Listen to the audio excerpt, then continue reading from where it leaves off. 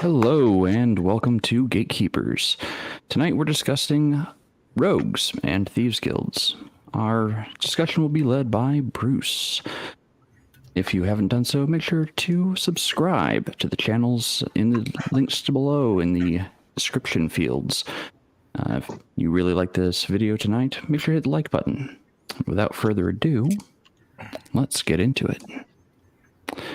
My name's Jade, and I'm going to be introducing the panel this evening. Tonight we have with us Connell, the Cigar DM, Bruce Lombardo of Dick's Division, Shadow of Shadow and Son, and we are graced by the GM Dave from the Masters Discourse in our Discord channel. Welcome to the stream, everyone. What's happening, guys? Yeah, howdy. Hey, gents. Okay, I'm going to put myself on the bottom row down here and move Bruce up to the middle center. And without further ado, Bruce, let's dive right in, shall we? Okay, well, I don't want to get into the mechanics of rogues or thieves. I really don't, because we could do that on a different stream. I really want to talk more about the back and forth, the interaction that the rogue player has with a game master, with a DM when they're playing the game. And I want to go over this, and there's three main points I want to talk about. First off, being the low level play, and I'm going to go low level play, mid tier play, and high level. I think those are three things we need to talk about, because there's a lot of things that we started to talk about with traps about 2 or 3 weeks ago. And when you're talking about rogues in a game, you want to have that relationship between you and the rogue player should not be an antagonistic one, as much as the Superior Hackmaster 4th edition game tells you in a GM book, the Game Master Guide.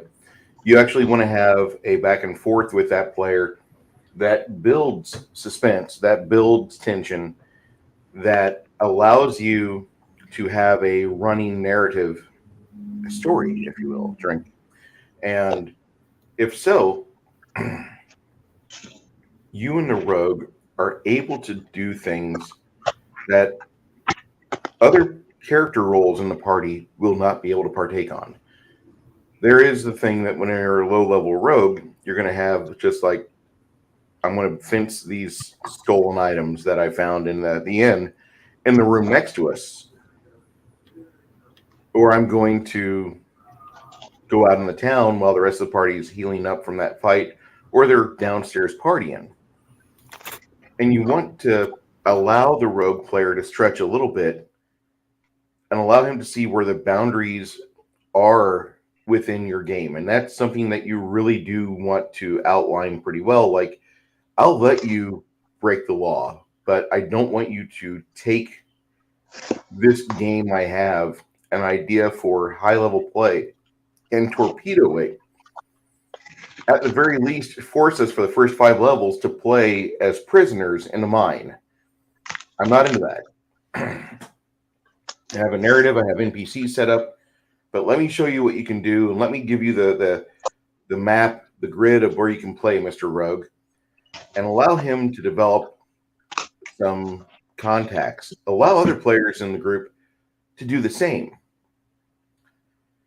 But allowing the rogue to have a portion of play, that's more than likely going to be the role of the rogue or thief, depending on what game we're playing. We're not going to get into mechanics. There's a lot of great games out there. All the editions of D&D, except for 4th and 5th. You have Castles and Crusades, which actually splits the thief and the rogue class to 2 different classes. You actually have 2 different classes for that, with 2 different real roles. And with all the previous items that TSR produced. But in the low level, I believe that is where the rest of the party that's kind of sitting idly by for a few minutes here, a few minutes there, they're seeing where your boundaries are, and you want to show that to them as an audience. Don't let them really interact with it much, but let the rogue feel where the fence is. Let him figure out, like, I can probably piss on these guards over here. I can probably steal from this sergeant over here. Or let him witness things. Actually, that's probably the most important thing, is letting him go out and just be perceptive about things and see how the city operates. And that way he kind of turns into a non-magical scryer for the rest of the party. Because you do want to have, if you're allowing your group to do more of a hex crawl, or we're going to make our own story. We're not going to follow your route, DM. We're not going to play this publish module. You can still play your publish module, DMs. Well, you can still run your game as you want. But you're going to use the rogue to show them the various paths they could take. And that's what the low levels are really about, because you show the players with the rogue in that leading role where the rules of society are. You might have players that are playing a cavalier or paladin, and in certain editions, certain games, those roles are only nobility. Those are the special club. And 90% of your players won't roll the dice to get in that special club. So stop trying to fake it. And I wanna play this character, but I need a 17 charisma. well, tough shit. You got a 10. You're playing a fighter. And until you go to makeup school, you're going to be a 10. So you let the rogue have that role. And I'm kind of interested in this discourse because I'm building my own game. I'm building my own quote unquote rule set, borrowing other rules, which is what we all do. And I'm kind of interested in bouncing this idea off of the four gentlemen that are here in chat. And for those of you that show this to your friends later and you are not watching us live, please fill up that comment section for Jade. That's going to help the algorithm smile upon him, and he's going to have a bigger, better channel throughout time because he's putting a lot of effort into this Gatekeepers gig, and I got to give him a lot of credit for that. So I'm going to shut up now and let my co-hosts and co-panelists speak.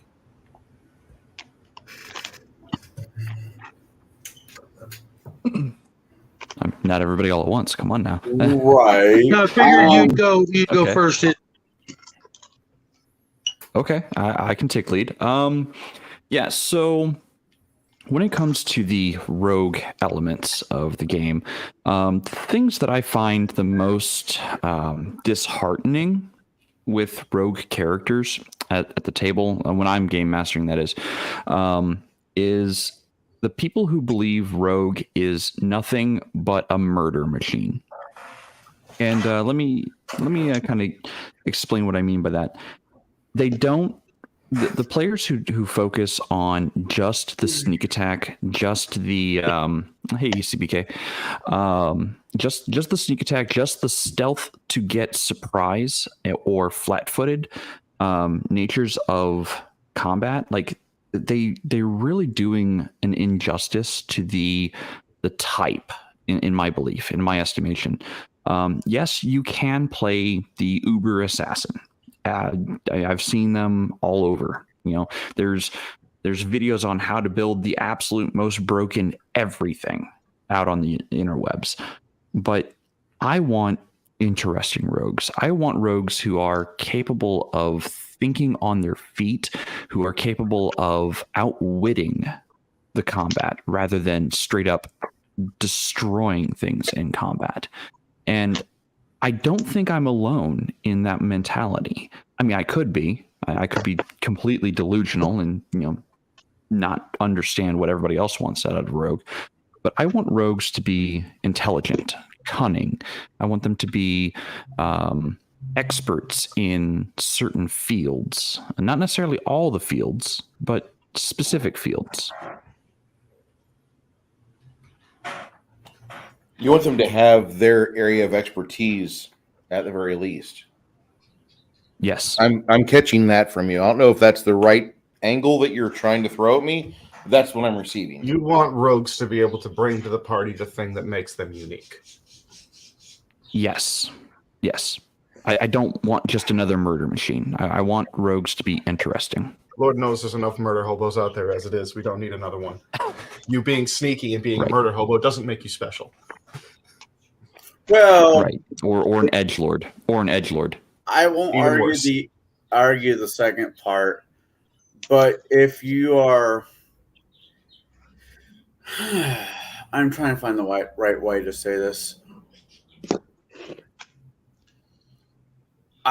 Rogues are more than just traps. Rogues are more than just sneak attack, but depends on how the players think of the rogue to begin with. How are rogues introduced to them is normally the type of rogue that they're going to play, unless you shove Ocean's 11. I'm not talking about the George Clooney. I'm talking about the real one with Frank Sinatra or stuff like that in front of them. They're not going to get it. So, I mean, in older editions, you had archetypes became a thing in Pathfinder. There was prestige classes in 3.5. 5th edition, now you have more than just one path. You don't have to be, hey, rogue, I think there's traps ahead. Go do your job. Gee whiz. Bullshit. Or I'm going to stay here. If they can't see me, I'm going to stab them. Bullshit. It's partly the DM's fault. Because with newer players, you're introducing a concept that depends on what the rest of the party thinks of rogues. Is that what that player is going to play? Well, that was one of the great things about older editions of D&D, at least. Maybe not up through first edition AD&D, but second edition. One of the things I liked about it the most is where they began to allow you to specialize and tailor make your character to be something besides the, up until that point, generic standard. Every rogue, every thief, whatever, was basically the same, except with some racial modifications. When second edition came out, they allowed you to pick and choose where your points went in your specific rogue abilities, your thieving abilities, pickpockets, climb walls, etc. So you could really start to tailor make your thief into something new and different. Even discounting the thief acrobat, which was, if played right, it was really interesting. Made for a better second story, type burglar, as opposed to the just pickpockets, open locks, and backstab traditional thief for the decades that preceded that edition. And mind you, I'm not a huge second edition fan. I actually prefer first edition, but that was one of the great things. And that's where my players realized they could do a lot more with thieves, rogues, etc., turning them into anything from, a traditional locksmith to a confidence man. There's a lot of different ways to be a rogue or a thief. And up until that point, there kind of wasn't. Everybody was kind of the same type of thief. And I think that's where the change began. And unfortunately, all those decades prior to that, that really ingrained into a lot of people. The thief only has one job. I play in a bunch of different games, and one of them's a first edition AD&D game. And even Thieves in today, being played by older people today, sometimes get stuck into that rut. So hopefully tonight we can, talk about different ways you can play a rogue without being so obvious. Typecast? Yeah. And it looks like Matt Crafty asks, what rogues have been in your games and what rogues have you played? If we want to tackle that question. Crafty, are you asking one specific person or are you asking the panel? That's all I ask. He's updated his question there too. Yeah. Here we go. I mean, we can each give our answer for that. I was giving everybody a chance to, kind of get their initial thoughts on rogues out before I started fielding questions. Sure. But we Okay, can jump right okay. into questions if. My bad. Go ahead. No, GM Dave. I mean, for this one, I'll start with the second one. In terms of rogues that I remember playing the most, there was one from a game a couple years ago that I had played. A character by the name of Revan. No, not the Revan from Knights of the Old Republic. Such a great game. Such a great game. Possibly the best video game ever. Cheers. But his whole thing was, as opposed to being, the typical second story, break into the house, steal your wife's things, pick the pockets of the rich man walking down the street who's not paying attention kind of rogue. He was a con man. First and foremost, he was a fast talker who would talk your ear off, get you confused, get you mixed up, trick you into playing his little games, fleece you, and then when you were pissed off enough that you started storming off, pick your pocket then. Just to make sure he got everything you had. But where things got twisted with him, what made him more interesting was the fact that due to where he lived, the kind of life he led, and, kind of the political situation in that particular world, plus a bit of bad luck, he got wrapped up into being a soldier in a war. A con man off the streets got wrapped up into being a soldier in a war. So he ended up having to learn how to fight. And it created for what for me was a fun and interesting dynamic that kind of twisted the typical rogue on its head a little bit, where, yeah, I'm in a situation where I can't effectively look to scenarios where I can just go, hide, sneak around, ambush the enemies, and play to that strength the whole time, because, hey, sometimes I'm getting thrown in the front lines in phalanxed combat. Sometimes I have to figure out ways to fight dirty there. And outside of combat, if I want to make a little extra scratch on the side, well, who do I have around to mess with? Mostly just my war buddies. Probably not the best idea to get them mad. So, it created for an interesting dynamic in that particular game. But in terms of rogues that I recall, specifically my other players playing, it would have to be a friend of mine named Soren, who's, this was actually not one of my games, but I distinctly remember this story really well because it was one of the first characters he ever played. And mind you, Soren is a kid with moderate to severe autism. He comes in, never played D&D before in his life. He's playing with one of my friends who's running the game for him. His first ever character is a rogue. I have never seen a new player play a rogue as smartly as him, especially considering the other player he was playing with, my friend Nick, has played many times before. And from all the stories that both of them and their GM were telling me, Nick made every stupid decision you possibly could, not just as a rogue, but a player, period. Oh, the 4 armored up mercs who were walking through town looking for people who are clearly outclassing you by yourself. Oh, I'm going to go pick a fight with them. Okay, you get the shit kicked out of you.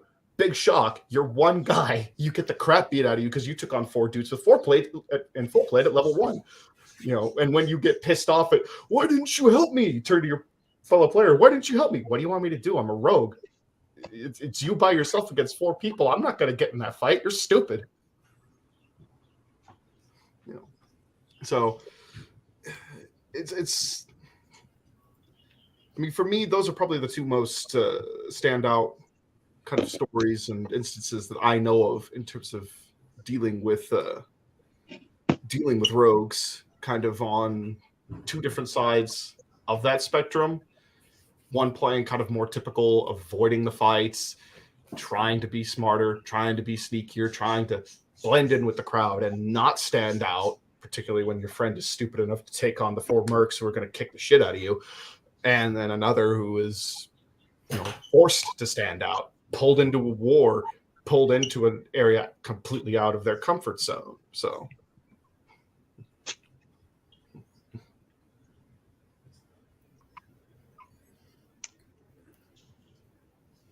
I'm trying to think of rogues. I don't think I've only played like a straight rogue 3 times. I've always used rogues as a building block for characters because I don't honestly believe a character is just one class. In literature, in literature, there are actually multiple classes that they make work. Using Conan, for example, he's a fighter rogue, and I'm pretty sure he could stack. How many years passed between him being a fighter for him being a rogue? Very few, almost none. At an early age, then even in the first paperback book, he was stealing. He with Conan, from according to the books, he was a pretty reasonably well-rounded fighter before he ever saw civilization. And as soon as he got to civilization, when he wasn't basically being a mercenary, he was a thief. It was almost as if you rolled up let's say a 4th level fighter, and as soon as he gets to the first town, he changes profession and goes back and forth, which is something a lot of games either do wrong or don't allow at all. I'd rather kind of pigeonhole player into like, here's your class. Yeah, I disagree with that. To a point. That's fine, Connell. But I was wondering about that because like Conan, I thought there was like 10 years that spanned between the emergence of Conan and the final story of his. Right, but when he walked out of Samaria into the first civilized land, he's already on the first page of the book. He's already a pretty he's a badass. Maybe he was first level, but he had an 18 double odd strength, an 18 con, an 18 dex, and reasonable intelligence, wisdom, and maybe not so much in charisma. He was just a powerhouse on the very first page. So I guess we'll go for it.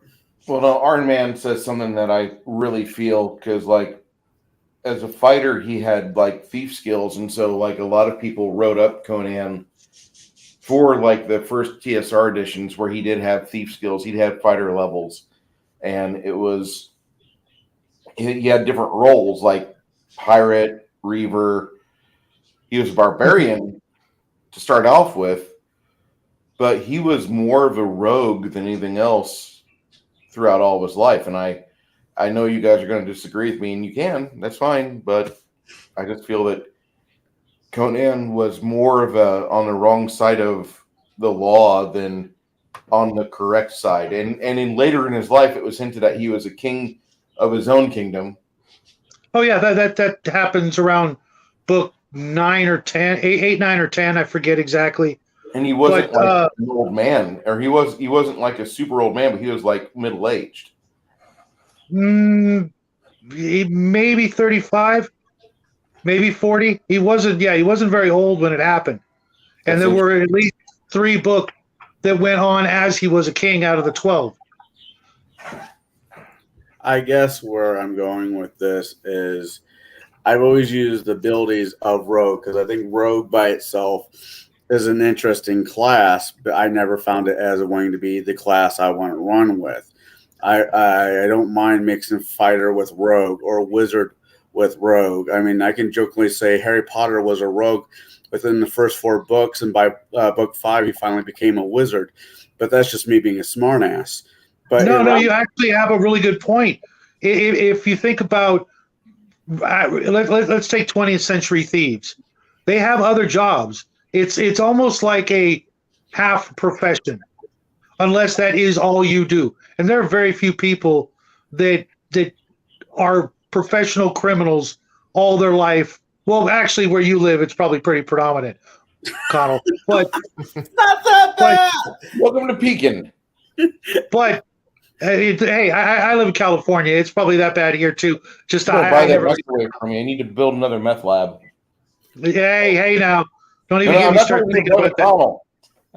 Oh, God, I had enough of that guy today. No, I honestly think that thief or rogue is like an addition to a class. If you guys ever played first edition Oriental Adventures, the ninja was actually like a hidden profession. You had to pick a regular profession to be a ninja, one of the 4 food groups, their version of a cleric, fighter, magic user, and then or even a thief. But then your ninja ability was like a secret identity, things you did that you didn't let other people know about. And that's kind of how I've always viewed thieves, because I'm not a thief, but I know how to open locks. I know how to climb. I don't steal shit, but I have a lot of the skills in real life that thieves had in the old days, player's handbook version, and even later on. I think Connell is onto something, or at least I agree with him for the first time, that a thief could easily be one of the few exceptions to multi-classing in non-multi-classing systems. But at the same time, I actually love multi-class characters. That's why I love playing elves and starting my humans out with the highest intelligence possible, starting them out as a thief, earn enough money to then go into magic user school or become a fighter and then go to magic user school. Because in the old days, thieves started out younger than anybody else, could rack up a crap ton of money, and then pay someone to train them, do some other stuff, kind of like the way the old bard was, where you go fighter, then thief, then bard. Because let's face it, everybody here in the panel has probably had various jobs in life that had very little to do with one another, but nothing stopped you from using your old skills. If you needed to, you didn't. Right. Factory worker, bouncer. Right. Yeah, you didn't lose experience points or not gain experience points because you used one of your old ability, like many other game systems penalized you for doing. If you were previously a fighter and now you're a magic user, but you picked up a sword because you didn't want to die, you didn't get shit for it. That's I know that's a little off topic, but thieves are you don't. It's not something you usually tell people that you do. And even in the Middle Ages, there were people that knew, but you weren't going to go admit that to every passerby. Every person you met, you kept that, close to the vest. It was, more or less, like I said, a secret identity. You get thrown in jail just for, spouting that kind of crap off, bragging about it. Oh, well, then you must have been the guy who stole this. Off to jail you go. And that specifically, the imprisonment and thieves committing crimes is something that I think a lot of GMs and DMs nowadays tend to forget about, particularly if they are trying to do something that's a little bit more real to how the medieval times were. Yeah, if you did that shit and you got caught and you went and admitted it, you were losing a hand. Even if you did everything, you're still losing a hand. Yeah. I mean, there was no... a hand was the least of it. It was the fair minimum. Well, yeah, I mean, so going back to characters, I'll round this out really quick. Character-wise, for the most part, I only played one rogue, and it was a tiefling, and that was the first time I ever played.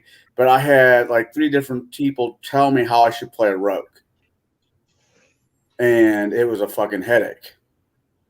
Now, so I basically, further on, as I said earlier, I've basically just used rogue as a building block for other characters, it being evasion, it being disguises, it being knowledges, it mainly being evasion. So that's what I have to say. Should I get the Crafty's question? Oh, sorry. Yeah, I'll put up Crafty's question. So what specific rogues do you remember most from your game, from games you game mastered? And what rogue do you remember playing the most? I meant the other question he had earlier. Oh, the other question is... Yeah, that one. I'll try to make it quick. Of rogues you've played. Yeah. Okay. I've only played a couple of rogues. I've been a forever dungeon master for 42, 43 years.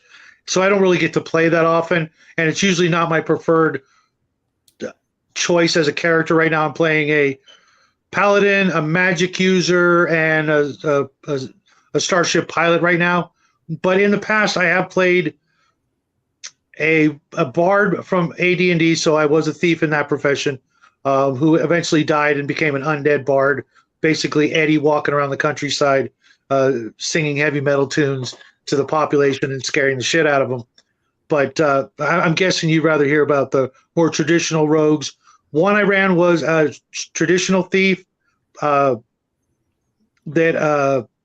I ran till about 10th level, where I did all the traditional, stereotypical thief stuff. It was absolutely right out of the player's handbook. I solved a few puzzles and traps and things like that along the way, but it wasn't really a profession I really, enjoyed playing. The party needed a thief. I rolled up a thief.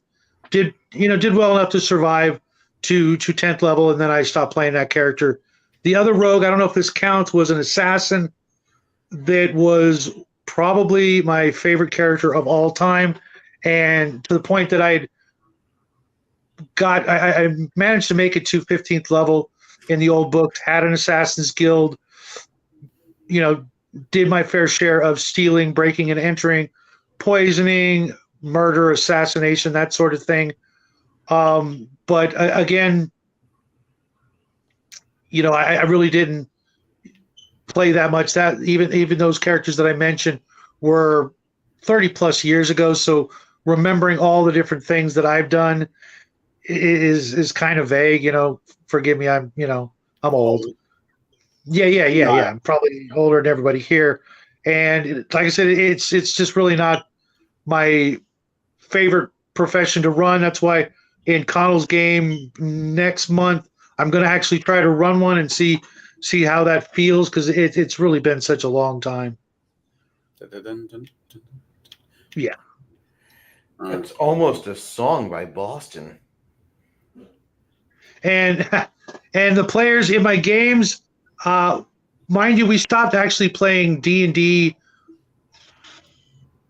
like 30 years ago as well and went to Palladium. But when we played AD&D first and second edition, thieves tended to die from traps or doing stupid crap, trying to backstab someone when they didn't know if they could get away with it. They tried, because I don't tell them, if you do it, this will happen. I let them take their chances, roll the dice, see what happens. But yeah, they weren't very popular.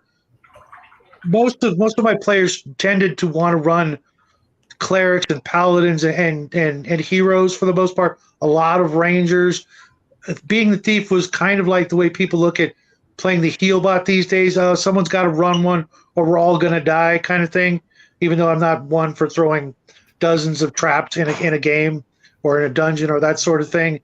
The last time someone ran a thief, it was actually in Palladium, and they ran a kobold thief, and they pretty much played it kind of like a joke character. It was not one of our finest moments, but everybody's got a game or a campaign that's like that, where people make up silly names, and once that starts, it just kind of snowballs into a game of Tune after a while. But yeah, thieves and rogues are pretty rough to play, in my opinion. You really need to have a little frame of reference. You have to have a little bit of streetwise to start with, and you have to really want to play one. And from my experience, it's been, like I said, mostly people being relegated to, we need a thief, we need a heal bot, and you got here last, so guess what you're rolling up.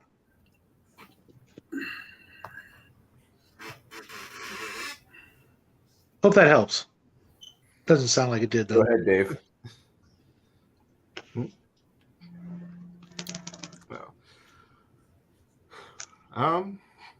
Well, it's just thought came to me. since Crafty's been asking for a lot of specifics, I actually did think of another specific character I played that was one of the best rogues I've ever played, and it wasn't even a rogue, it was a warlock. A warlock who used his spell set and ability set to disguise himself, to infiltrate places, use his charisma to talk to people, learn how to study the behavior patterns of people, because he worked for a wing in this particular game. It was very much a urban versus nature, theology versus freedom kind of thing. My character was built on the side of theology. I worked as a spy in a hidden wing within this particular church that my buddy made up, who was running the game. So my whole deal was to use these abilities that at least as the church viewed it, I was born with and gifted with by whatever god. I can't remember what god he said it was that was running everything. To spy on enemies of the church and search out heretics and root out corruption and keep the secrets secret.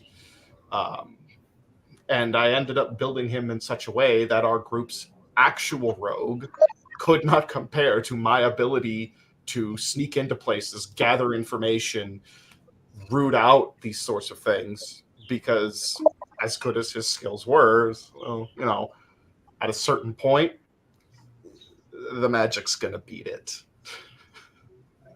But that one was kind of an interesting scenario for us too, because here you have, like I mentioned, you have a character who's playing an actual rogue, who is more of the second story rogue, who is good at breaking into places, stealing things, gathering information, to a degree.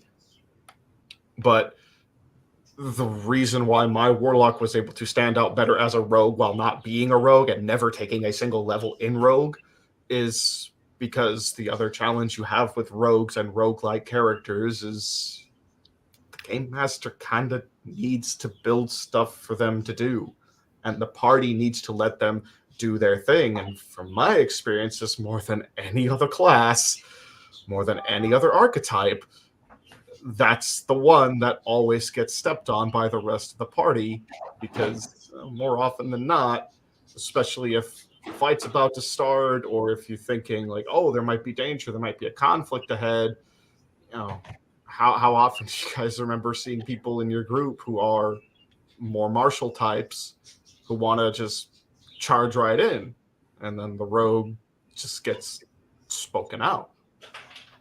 I mean, it might not have happened quite so often with you guys, I don't know, but at least in my experiences with the group and groups I've run with, I see that kind of thing happen a lot, where the rogue just kind of gets vetoed by virtue of the fact that everyone else kind of pushes with a greater force of personality, which I think could also lean into what Shadow was saying about you sort of need a little bit of that streetwise nature. You need to bring a little bit of that charisma. You need to kind of be a little forceful, as counterintuitive as it might seem, to really successfully play a rogue, because of the view the rogue has. Oh, you're the skill monkey. You're the one that we bring in to do the skills, to roll those dice when we need it. Oh, here's the locked door. Okay, now you can go and do your thing.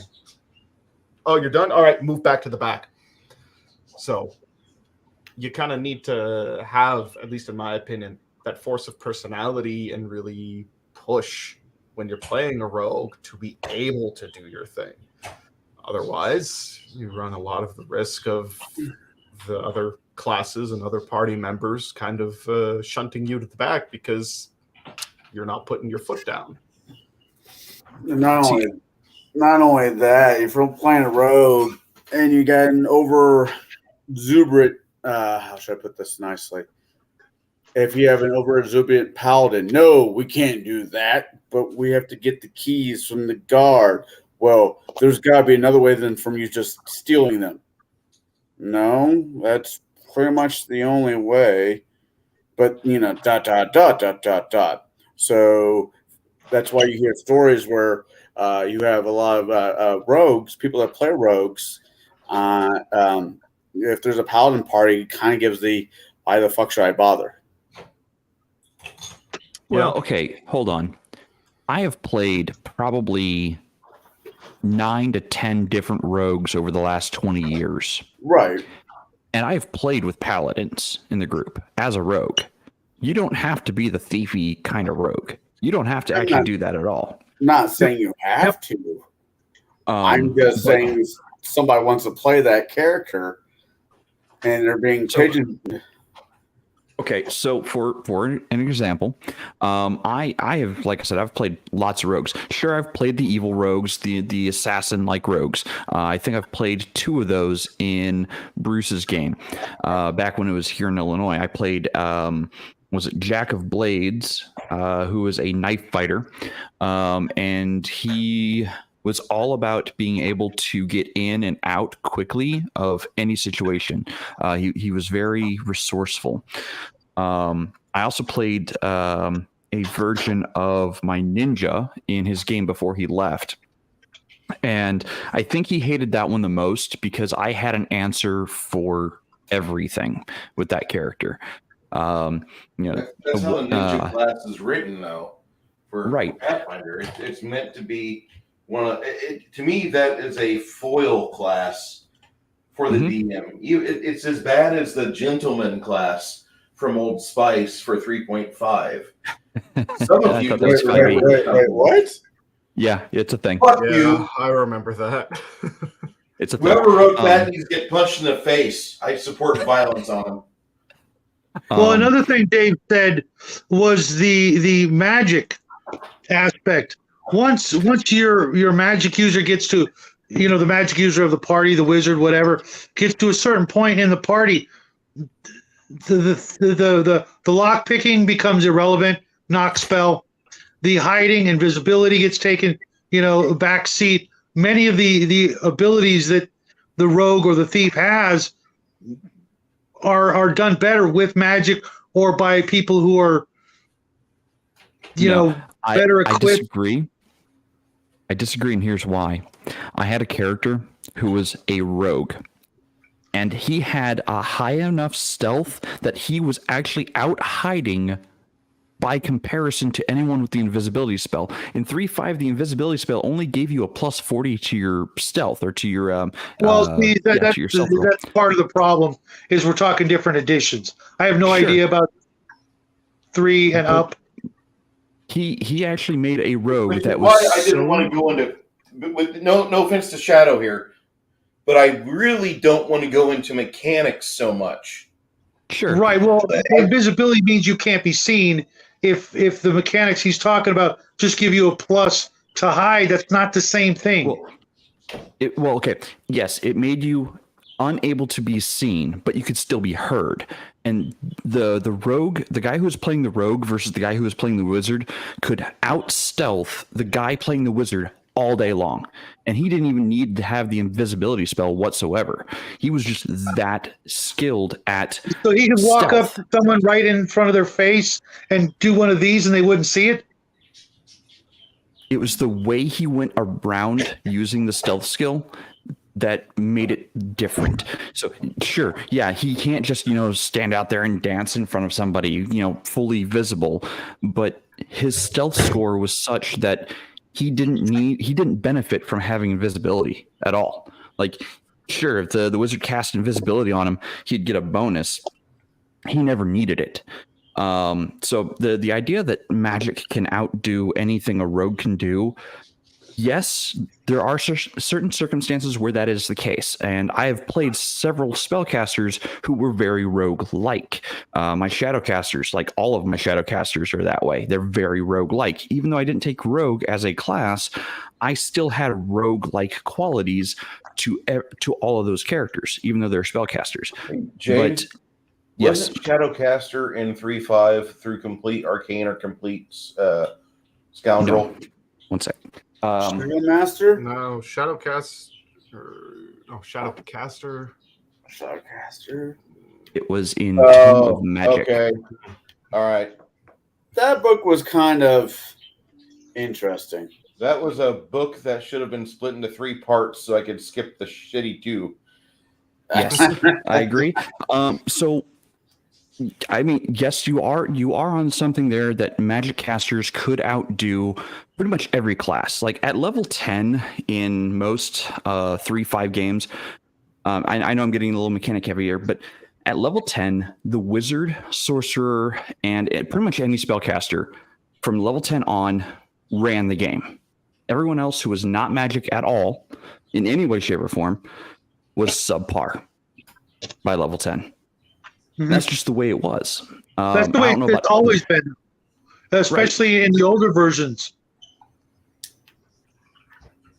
But as far as like the actual like rogues that I have played myself, they all have like one little niche thing that they're really great at. Either I'm really great at stealth, I'm really great at disarming traps, I'm really great at doing 1, 2, or 3 things, maybe. I never try to make a rogue that can do everything because I will annoy the other players if I can do everything. At that point, the game becomes a bit masturbatory where, I'm basically playing by myself. I've had rogues. Go ahead. That's where good criminals get their nickname. Jimmy the Knife, Joey the Squealer, whatever. That's where they get those nicknames, is having that 1 or 2 or 3 little niche-y, abilities that earn their fame.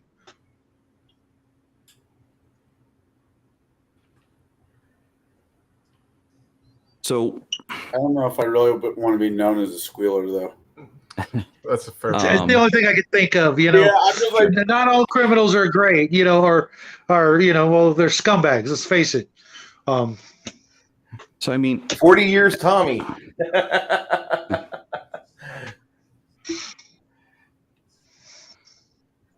So I mean, as far as like rogues go, and I don't want to get into the mechanics and into the different editions of the games, but you can have rogue characters that aren't rogue class or thief class or thief acrobat or whatever.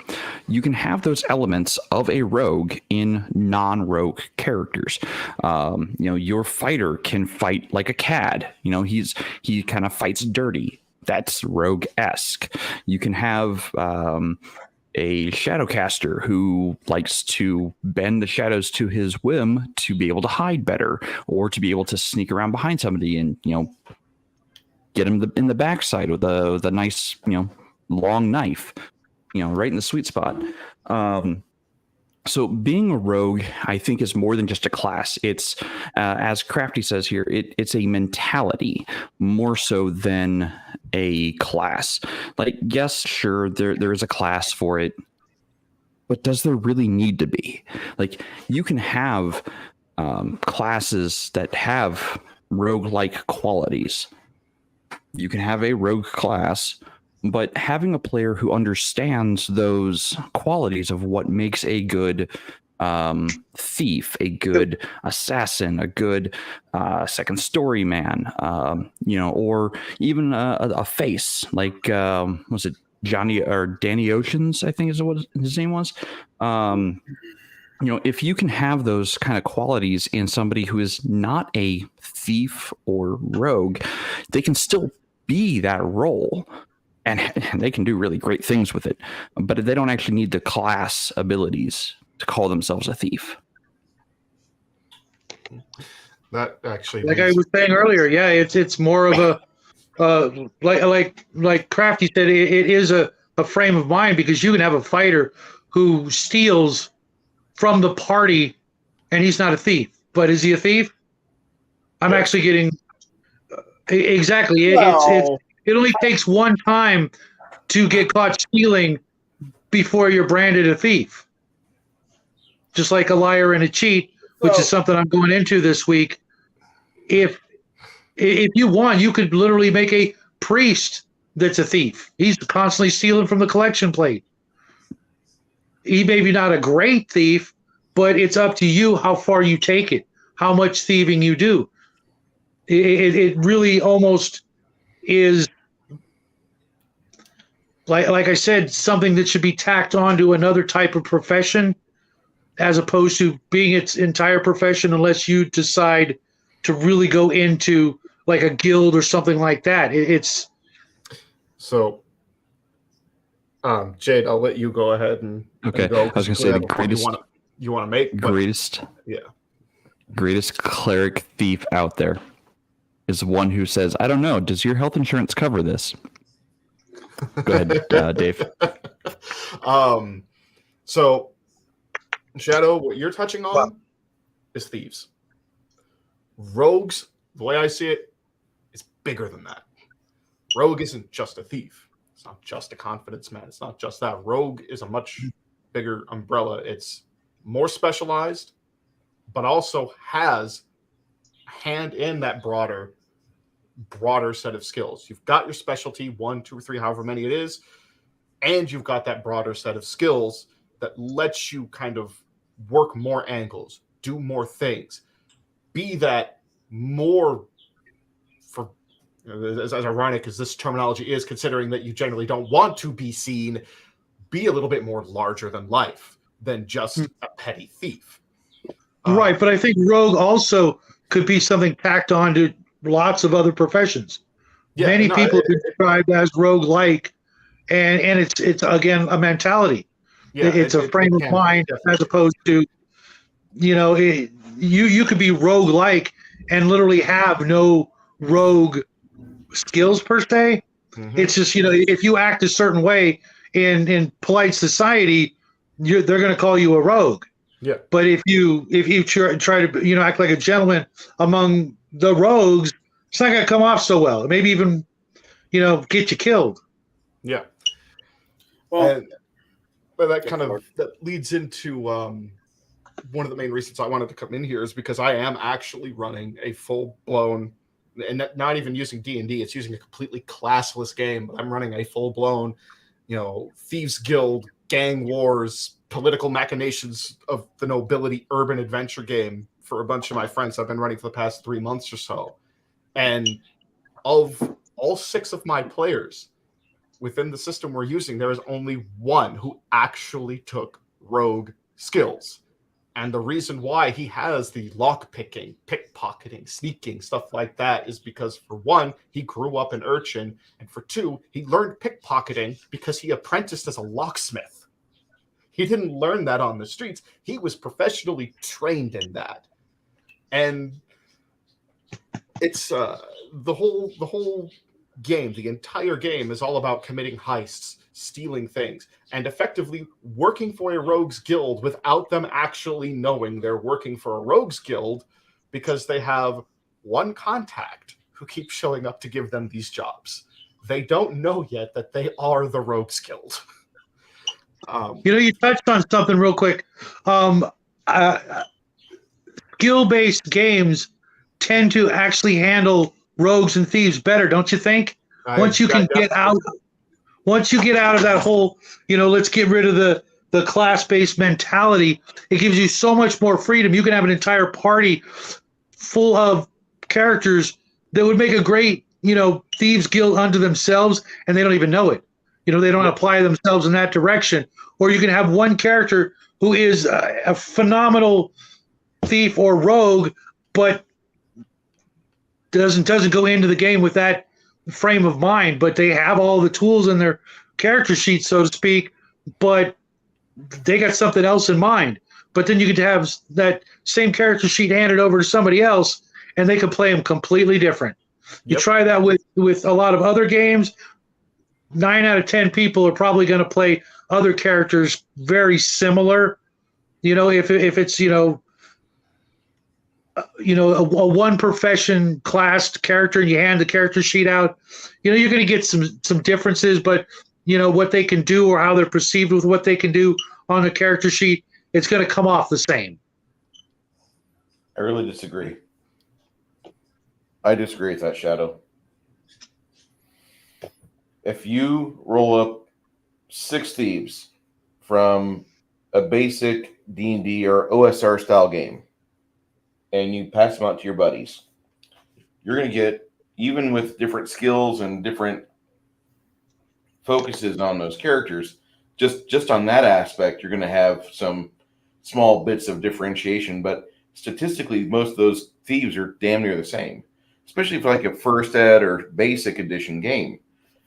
the diversity of the class comes out in two ways: doing it like a skill-based game, like say RuneQuest, or playing in a game like say Pathfinder, which uses the Unchained rules that allows you to really get into specialization. And I think that's probably the most detailed specialization I've seen for a skill class in a game. I have no frame of reference for that. Okay. And I know we don't want to talk about, mechanics, but I was talking in the simplest of terms and not handing the player character off to experts such as ourselves, but the average, especially beginning players, they're going to see the same sort of limited potential in the beginning. I really disagree with that. Really? I do. I mean, just I'll even go to a game that DCC is a really good game, but when you first started out, I don't even think you have a class. I think you just have a character with like maybe 4 hit points, probably less, and you have to survive the harrowing ordeal, and you're playing the character. He doesn't have any skills. He doesn't have anything. So you have to be using your wit and interpreting how this guy or girl would interact with the world around her. And that's a good example of that. And then skill focused games, non-class bearing games, that's another good way to do it. But I'm going to say that if you have 6 identical stats for not identical stats, but 6 identical characters, and the stats are the same, but you hand them off to different people at the table and let the people just run with it. If the less rules that are for that rule set, the more different, the more divergent of characters you're going to get. That's how I feel. I mean, Bruce, that's pretty much what I understood Shadow was saying, is that the games that have more of that built-in freedom, that don't have the restriction of like, this is your class, these are your skills, right, you're gonna see like the more listed out details you specifically have noted in the game, the more railroaded the players are going to make themselves, because we as humans are naturally inclined to look for what's the best possible option, what can this thing do the best. See, I apologize if Shadow was trying to get that across. I did not take it as such. I thought you were saying I'm talking about like games like the original Dungeons and Dragons all the way through first edition when it comes to Thieves. Otherwise, I'm not familiar with DCC, but if you're talking a class-based game and you're talking a thief or a rogue, what's on your sheet is the way most players are going to play it, especially newer, less experienced players. They're going to see what's on the sheet. They're going to go, this is what I can do. Of course, they're going to put their own personality and their own quirks and things like that. But when it comes to what they can do in the dungeon per se, let's just go with that, or even in a town, and you're wandering around town, they're going to be looking at stealing one way or another using those skills on the sheet. If you're talking a class-based system or something that's not so cut and dried and so formulaic, then obviously you're going to get a lot more diversity, a lot more personality and individuality. But when you're talking, some of the older systems, that's in my opinion what I've seen and what I would expect from the average player. So what about World of Darkness? In this game, there is no classes. You have skills. That's it. You've got skills and merits and traits. You can build a rogue or thief in World of Darkness, and they're not that class. They're not, because there is no class for that. You can build a private investigator. You can build pretty much anything in World of Darkness. And it comes down to your skill, merit, and trait options. Do I have to play, a certain way in this? No, I can play any way I really want in this. This system gives you the freedom to be able to do that. And honestly, that's kind of what I've been, looking for in other games as well. As why do I have to stay within the delineations of a class? Why can't I branch out? Why can't I go, hey, I want to be a fighter, like a buckler fighter with a long sword in one hand, but I want to fight dirty. I don't want to fight clean because, to me, there is no such thing as a fair fight. So I'm going to fight in ways that I'm going to always prevail. Why? Because I don't want to lose. I don't want to, risk dying. Die.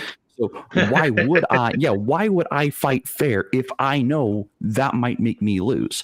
I'm going to fight to win. Period. And I will do anything to win. If I want to play that kind of character, why do I need to stay within the lines of rogue, or why do I need to stay within the lines of fighter? Why can't I, branch out and have other abilities to choose from? That's what makes skill-based over class-based so much more appealing these days, I think. I think everybody goes through that phase where they start out with a class-based system and then realize the limitations and move on. Currently, my favorite game to play in is Traveler. I can make up any kind of character I want, and I'm never relegated to one position or another unless I put myself in that spot. I see what you did there with that comment, Crafty.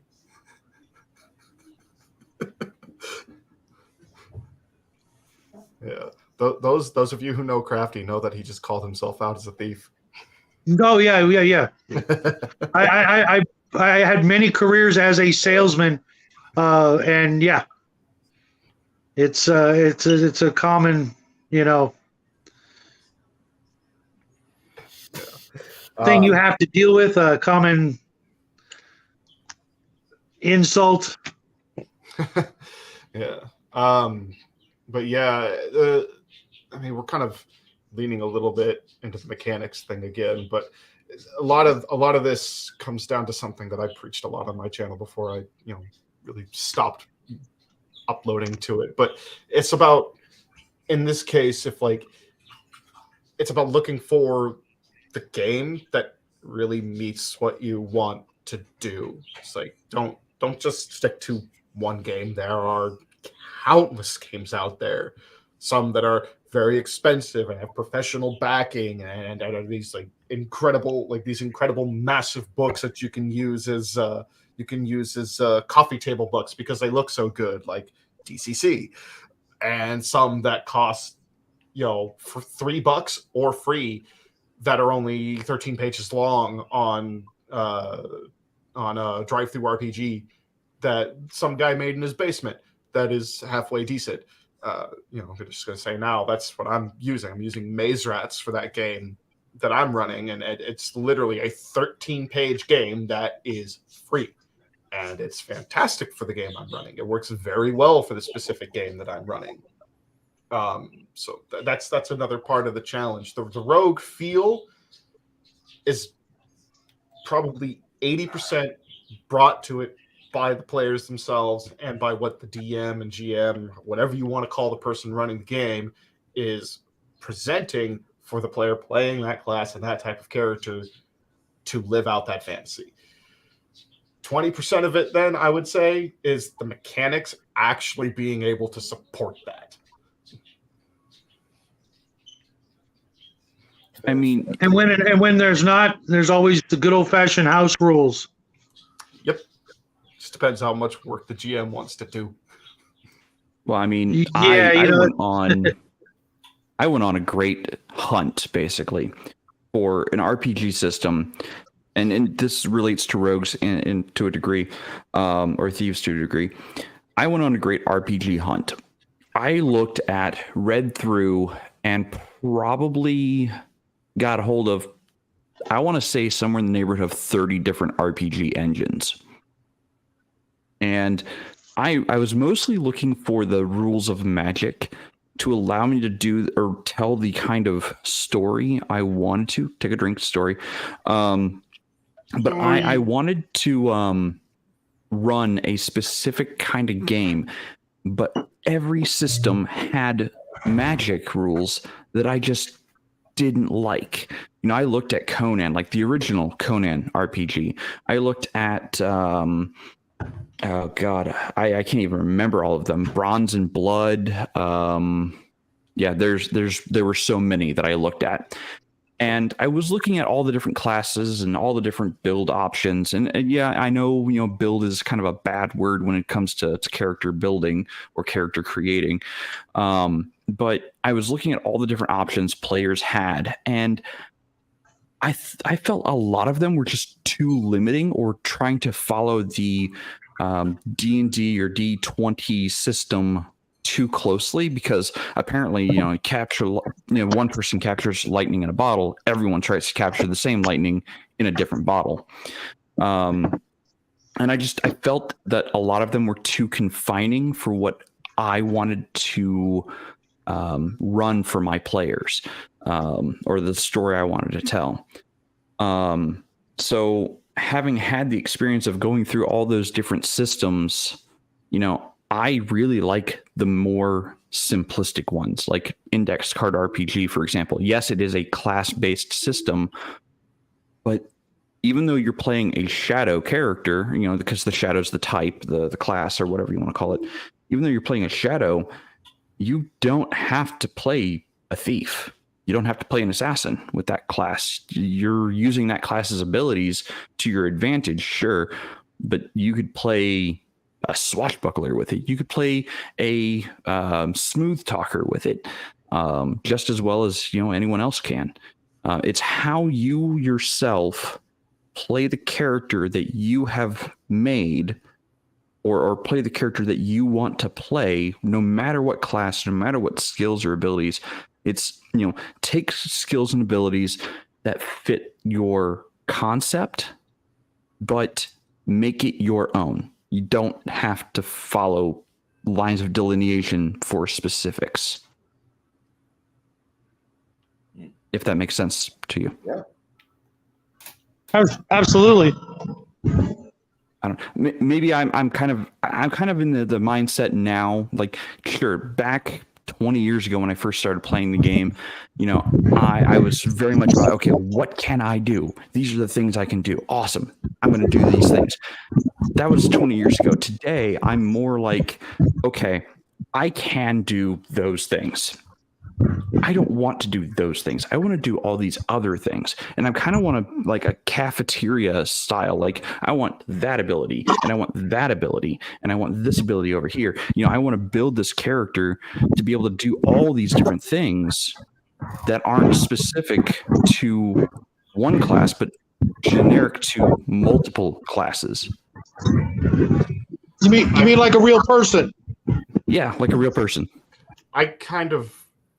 I liken that, for lack of a better word, that journey of starting with something that's a little more restrictive and class-based. It gives you that specific crucible of this is what you've chosen, this is how it works, and then from there you can slowly build and learn and break and twist and learn how to fix it until you get to the point where you look at that old system that has these are your rigid options and say, I want to try playing in this playground over here that's got something a little more flexible, because now I kind of understand how these things work.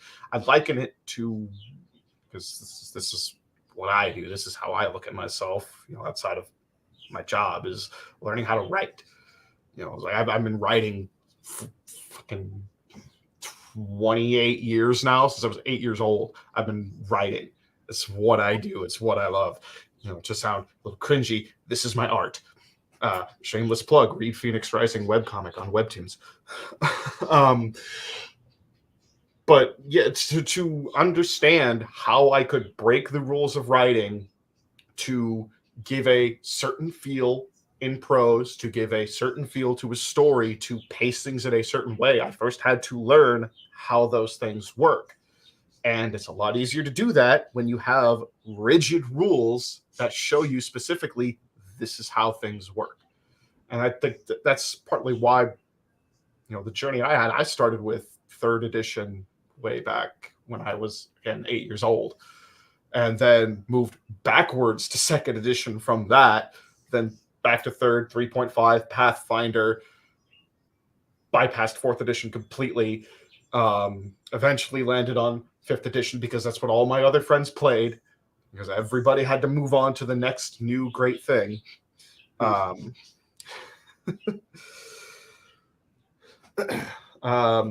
then from there, I branched out to games that let me do more, that gave me more of that freedom to pick and choose and customize and build the way I wanted, because now I had these fundamentals down. I know how these games are supposed to work. It pretty much doesn't matter how different the mechanics of the systems between the games are. At their core, they're pretty much run the same way. You have a character you have a bunch of players with a character concept, you have somebody running the game, you're all rolling dice and making things happen based on those dice rolls. Once you figure that out and can start learning the intricacies of different systems, how they play, and what you do and don't like, branch out, look to other things. It's like, it's always struck me as silly to just be like, oh, I'm just going to stay with this one system forever, because, well, that one system, especially I like in 5th edition to this, especially because it's tapering off slowly, but it's still having that big boom. I can't tell you how many people I've met in the last 3-4 years who are like, oh, I want to run this really spooky horror game and do all this and that and like make it Lovecraftian horror. How do I do that in 5th edition? You can't. You're too strong. You cannot do it in 5th edition. 5th edition is not built to run cosmic horror because the characters are all designed to be heroic. It just doesn't work. You're absolutely right. Of course, it can, if you want to invest probably hundreds of hours in making it work, but Call of Cthulhu is going to do it better. You do 1 through 3rd level. They cap at 3rd level.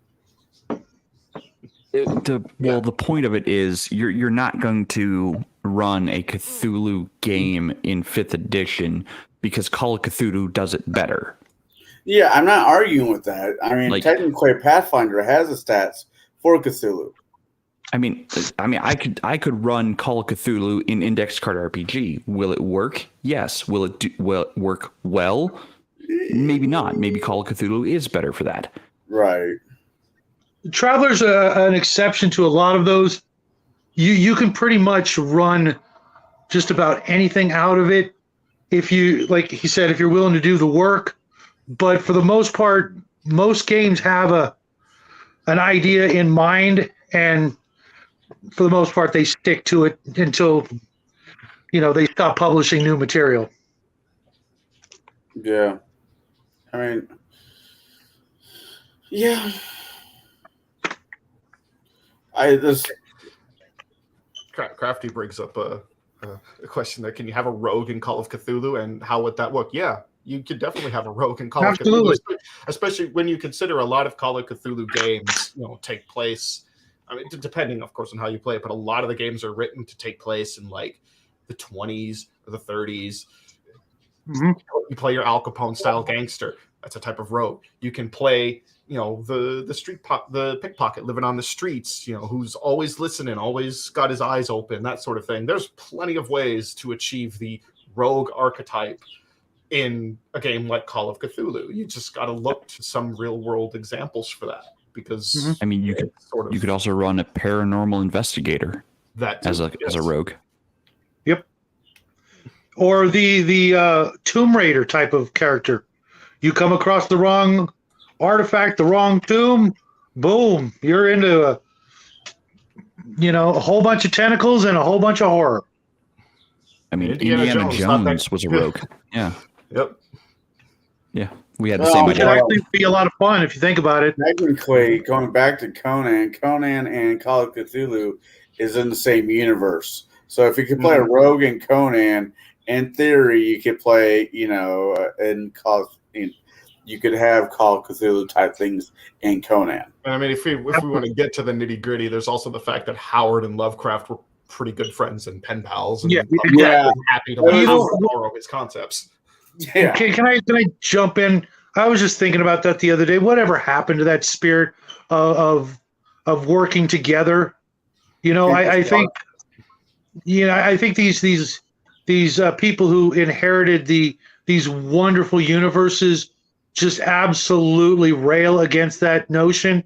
Ever since the Deities and Demigods book back in 1980, that shit just went out the window forever. No one wants to work together with their franchises. I know. Even Marvel and DC used to do it every once in a while. You bring that notion up in a board meeting now, you're going to lose your damn job. Yeah, I know. It's absolutely despicable. Those comics sucked. I mean, it's all about the money. The reason why people don't work together in collaborations is because they're all rogues. They're all in it for themselves. And this, this touches on the idea. Well, no, this touches on the idea of the idea of thieves guilds. Thieves guilds are great for coming together to pull a job, one job, maybe two jobs, maybe three jobs if they, can still be together with each other in the same room after the first two.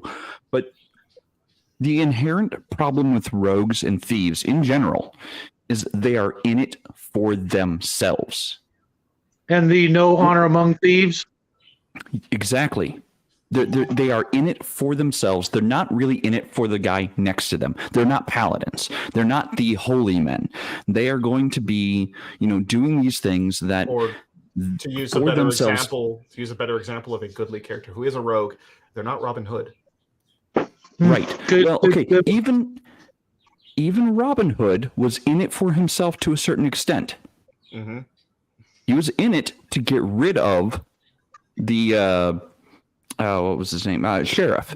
He was in it to free his people. Yeah. He was in it to free his people. Yes, stealing from the rich and giving to the poor was a good side effect. But what he was really doing was trying to free his people. He didn't give two shits about, the rest of the nobles, because he himself was part of that class at one point. Depends on the literature, but yes. So I mean, sorry, I kind of lost my train of thought there. But no, so rogues and thieves guilds will only work for so long until the thieves can no longer work with one another because their ideals or their goals conflict with one another. Ocean's 11 works beautifully as Ocean's 11. Ocean's 12, the next film in the franchise, works mostly well, but you still have those elements that don't want to work with the rest of the group. They want to, do their own thing. You have that in human society. Like, rogues will do what is best for themselves. You can always count on that. I was going to say, using Ocean 11, a band of rogues will work good once. Then when there's a noose around all their necks, they might work together twice. Now, when somebody screwed over one of the party that's not one of them, then they work 3 times. But as a whole, you're only going to be able to pull that hat trick off once, unless there's something leaning over the group or somebody's threatening somebody in the group. You need to know, if you want to make a game built around a Thieves Guild, Rogues Guild, a band of brigands, all that stuff, if you want to make that work and make sure the players don't have their characters turn against each other. Well, for one, you got to have players who are willing to, realize that, hey, if I do this, I'm going to break the game. But, the main thing you need to have, though, is you as the game master need to be aware of what their goals with their characters are and provide them those moments where they can work towards those goals. And then you need to look for, hey, how does your goal overlap with this other character's goal? And then find the ways to direct them towards marrying that together. The division or the separation that I've got in the game that I'm running now very naturally kind of fell into 3 pairs. 2 of the characters are sailors. One of them was a smuggler. One of them was a former naval officer who was disbarred and disgraced when he tried to blow the whistle on a smuggling ring that he found in the Navy. They ended up falling into life together because the smuggler was the one who snuck him back into the city. Two of the characters are street performers. They're both dancers who happen to live close to each other and have known each other since they were pretty young. So they're already friends. They live a similar life. Two of the characters both have a major grudge against one of the gangs. One because she used to be a member in that gang that had some influence and was stabbed in the back. The other because he was permanently scarred and disfigured by that gang. So now they've got that unity of, hey, we both want payback against this gang. All together, they want to improve their lot in life. That's the broader glue that holds the six together, and then each individual pair has their own personal goals and shared goals that they're working towards.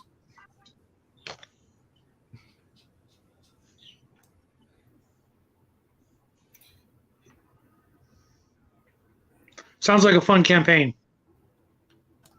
Thank you. Yeah, they've been enjoying it a lot so far. Thank you. I was actually just going to mention that one. That's something else that I wanted to touch on too, is the idea of the Rogues Guild and the Thieves Guild, particularly in D&D and other games where you have the rogue class. A lot of times you'll see it happen where, hey, the Rogues Guild, it's just got rogues in it. But when you look at a gang or the mob, organized crime, things like, because that's what a Rogues Guild ultimately is. It's organized crime. It's an organized crime syndicate is effectively what you have.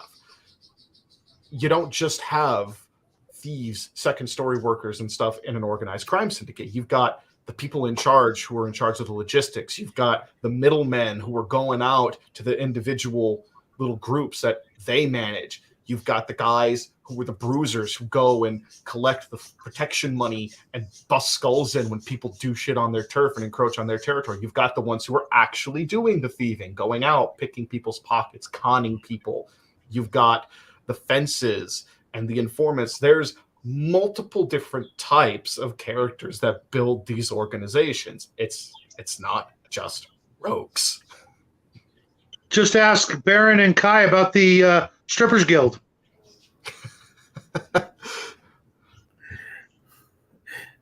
I think it's funny. It's kind of roguish, but it's not exactly in a rogue thing. But when a party gets loot, let's say they knock over a dragon's hoard or whatever, and they get a large amount of you. It always normally counts on one person, especially in the old days before we had labby toppies and things like that, to do the division. And, well, everybody would get equal share if two of these gold coins just go missing. I call, hey, everybody got 3,500. That works out that well. Kind of finagling, but yeah. So the person who's doing the gold countings walking off with 2 extra gold.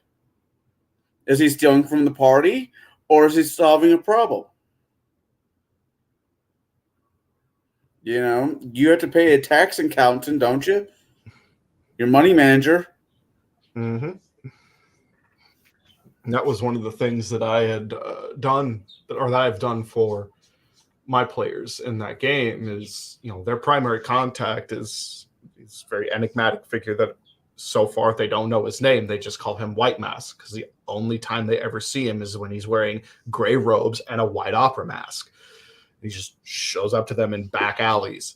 Very mystical, creepy, ooky, spooky stuff. But if they have the option, basically, I always put the option there, if they commit a big heist. So far, they've only done one where they raided the mansion of a lesser noble. They were looking for, specifically, he had recently acquired a silver scepter capped with a large sapphire sphere. And there was an interested party that specifically wanted this scepter. The only job description they had was sneak into his place, you get that scepter. If you want to clep other shit, go for it. Up to you. You figure out how to deal with the guards. You figure out what you want to take. You figure out your way through this. We'll give you a basic map, basic information, little bit of help, and we think we know where the scepter is in his house. Otherwise, you figure it out. they bumbled and stumbled their way through it successfully and ended up burning his house down in the end. It's funny when you burn down people's houses if they have witches in them. It's just I've noticed it's a thing. But come the end of it, they did manage to steal a couple items of value. So, and yes, that's very true too. That's actually something I'm playing with in this game is gangs and guilds working with the nobles as well, because of course the people high up, they're going to have their hands in dirty dealings because they want that money too, or sometimes influence. But the option that I gave to them was, hey, so you can either work through White Mask, and he and his little network can take the stuff you stole, sell it for you, but they're going to take a 20% cut, and then you guys get the rest to split amongst yourselves. Or if you want to risk it, you could load this stuff up in wagons and sacks, carry it all around the city, find your way to the different fences, because a couple of them know where some fences are. They've got previous knowledge of these things based on their character backgrounds, and you can try to hawk it yourselves for the full price yourself. Every single one of them, all 6 of them, without missing a beat, recognized much riskier to haul all this crap around the city ourselves. Let him do it. We'll take the 20. We'll deal with the 20% loss.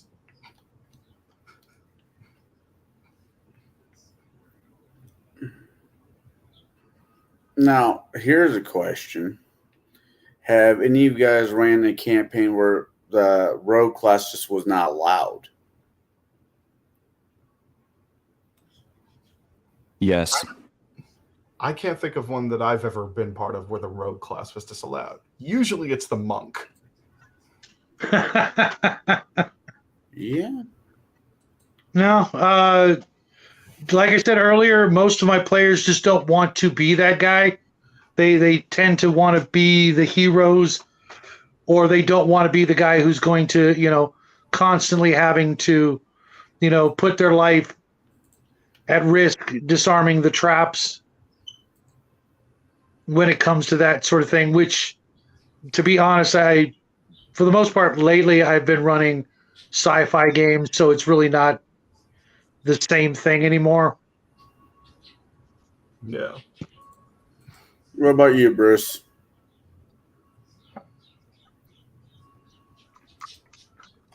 I've never played a game where I forbade a rogue.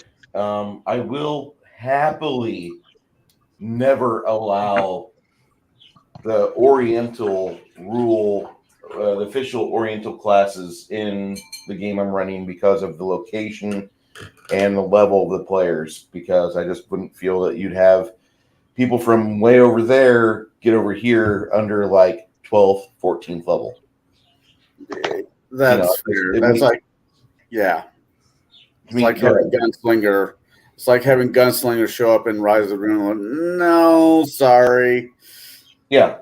I call me a geographical snob, but I would think that you have all these islands and all this landmass over here. So your Sujinna, your ninjas, your various Oriental classes would be over there, and they would be partying with that set of things. But the basic rogue class, bring him in, let him in.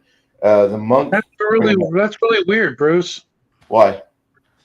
Well, because I've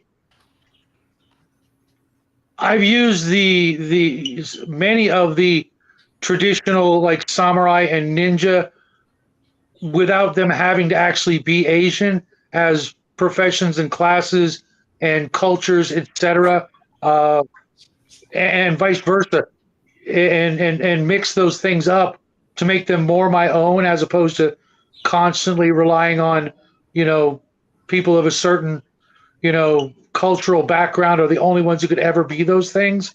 Ninjas could easily be a thing anywhere across a planet, and they could all be half elves. They could be hobbits, for Christ's sake. It's more of a what? I use rogues. Right, but the stereotypical fear that the ninjas inspired, and the mystery and all of that just seems so ready to be plopped down in any town, any city, on any fantasy world. It's just really surprising coming from you. You can use the rogue as a ninja, and I would prefer that was more how it was in the games that I play, but everybody seems to default, no, I want to play ninja. No, you're a rogue. You don't share your identity. You don't have a known individual form here. For all intents and purposes, you wear this mask, you wear this uniform, and you stay in that until you're out of public purview. And then by that time, you're either living in your little flat under the sewers, or you're living in some place that's high away, secreted from society. I just prefer, like, I like keeping the core classes the way they are. I want to keep them in the game as a focus. Right. It's just that I always looked at the ninjas as being more of a almost like a thieves guild or an organized crime family or guild that had throughout the centuries or what have you built up a reputation that would strike fear into anywhere. Yeah, sure, they're technically rogues, but we're going to call them ninjas. If you made up a rogues guild that all wore red outfits and masks, etc., everybody's still going to call them ninjas. Yeah. I just I don't say that you can't play a core class, and the core classes are what we have. There's a lot of options within Pathfinder that I've roped off the players from accessing because I have a theme that I'm trying to keep to my campaign. And right now, this one here is kind of like heroic theme. So I'm not even really trying to focus so much on Vlad because he's a fucking, he could be a murder machine. He really could be. But statistically, he's really not hitting his stride. He's really a very weak character with our campaign. He's skillfully powerful. But when it comes time for damage, I don't know if it's the fact that Greg doesn't know how to play with Pathfinder much, or if the fact that he's got a focus that he's focused for something that's completely out of the game. But probably a little combi. Yeah, and the thing is that our campaign is very much focused on heroic action because we're being invaded by two marauding armies that are in cahoots with each other. So you don't really want to be a rogue and like steal from nobles right now. You kind of want to do more noble things, like I just saved this family of 6 and their single mom, or I just made sure that the dwarves will have a place to hunt their axe beaks and their bison this year. You want to do things like that. Anyway, is he the player that actually doesn't like the role playing aspect? Yeah, that's fair. Okay. That makes sense then. So Crafty specifically asked that this one be read out loud. Jay, do you want to take that? It's your stream, your channel. No, go for it, man. Go for it. Remember, the real Pirates of the Caribbean started off employed by the British Crown to hit Spanish shipping lanes. Once peace broke out, Britain stopped funding the privateers, therefore piracy grew. And yeah, he specifically wanted that mentioned to note that it's important to understand how a lot of that kind of thievery, piracy, brigandry, all that stuff starts. A lot of the times it's usually someone rich, someone of means, someone of money trying to undermine their competition. And hey, let's go pay off these people who are of lesser means and probably desperate enough to, or unscrupulous enough to do what we're asking them. Here's some money. Go hit those ships. Mess with them. I feel targeted by that statement. I'm going to disagree with the commentary on ninjas from a culture. Well, from this aspect, ninjas didn't walk around in ninja garb or shinobi garb. Ninjas were everyday people that were being oppressed. and they fought against their oppressors in the shadows. Now, not every ninja was like that, and not every shinobi was like that, but most of them were everyday people that happened to do stuff in the shadows.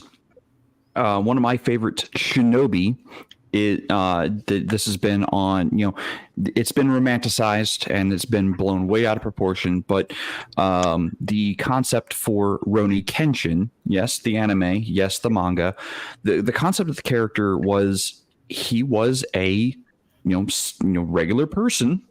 He would walk around during the day. People would be able to see him. He wasn't hiding in the shadows constantly. He wasn't wearing ninja garb all the time.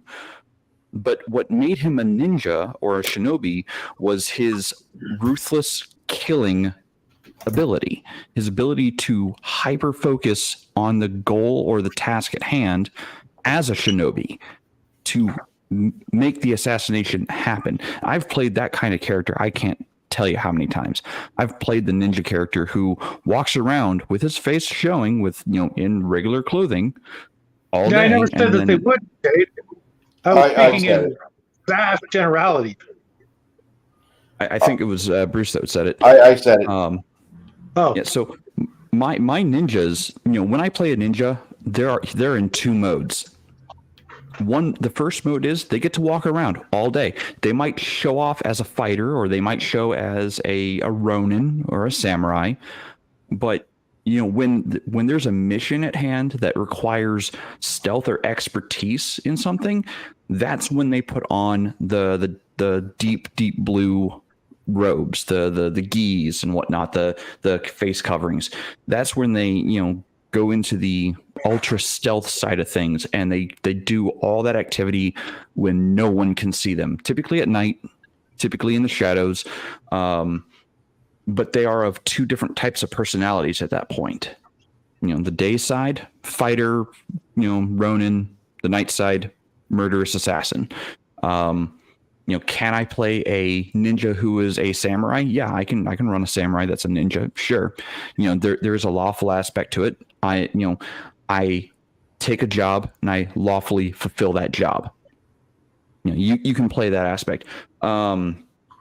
So, I like I said, I've played loads of ninjas, all based on Himura Kenshin. That's almost exactly how it was handled in the old Oriental Adventures, and it was so much fun. It was so much fun to do that. Yeah. See, I never played the original Oriental Adventures. I have the 3.0 edition, which ninja is its own class, which I don't necessarily agree with because, again, me neither. Shinobi, it's like having a secret identity. Just people. Yeah, it was basically a secret identity, as you said. Yeah. And who doesn't want that, right? Hey, Jade. Yeah. You know what that reminds me of? What? The Vigilante. Yeah, basically. Shinobi were effectively vigilantes, but they served a purpose. Maybe not a master, but they served a purpose, and that purpose was either in defiance of or in league with the shogunates, depending on what side of the coin you found yourself on.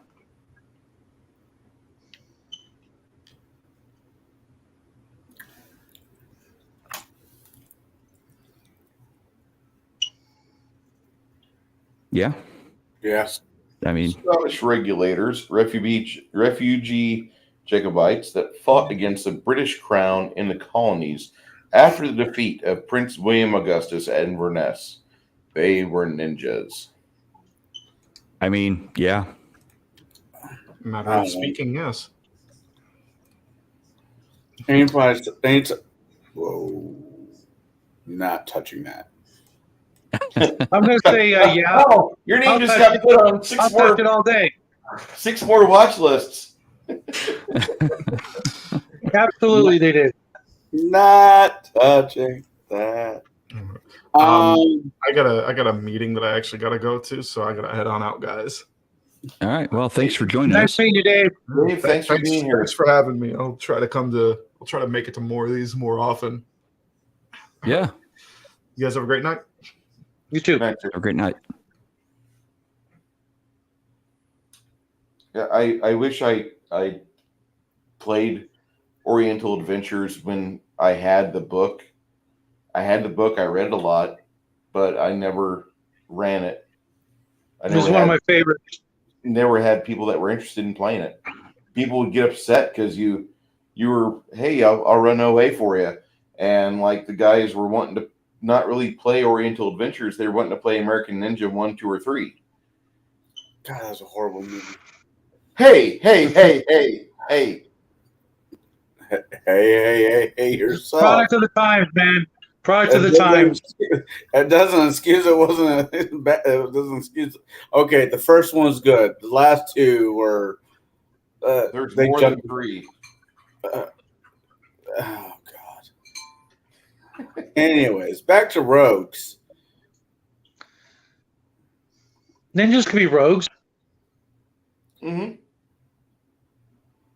Well, depends on the system, but yes. No, it depends on the GM. No, depends on the system. Because if I You want, can't bend any system to your will. it's not.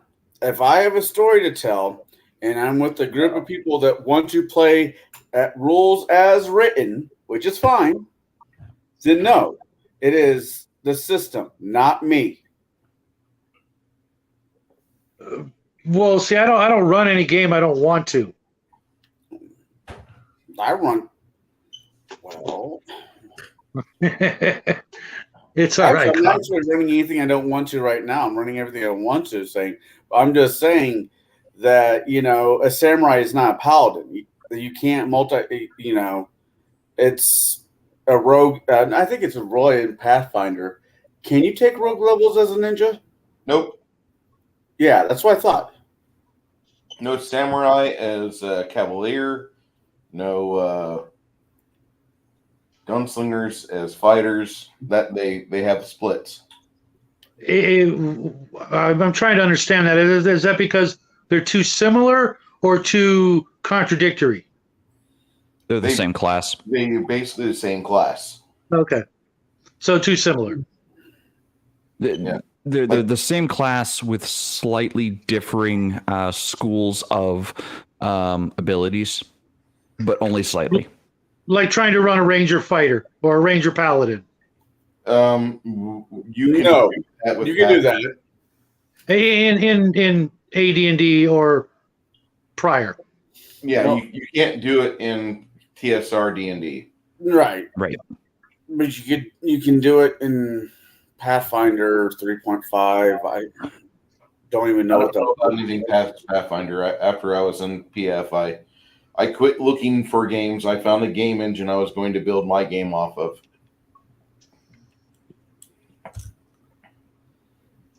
I mean, with fifth edition Rogue starts off as your class, and at third level you take a subclass, it being swashbuckler, ninja, assassin, and there's a few others by now, where you start off as a base ninja, then you just decide which path you want to go, and I think it's a little bit more interesting way to do it than just saying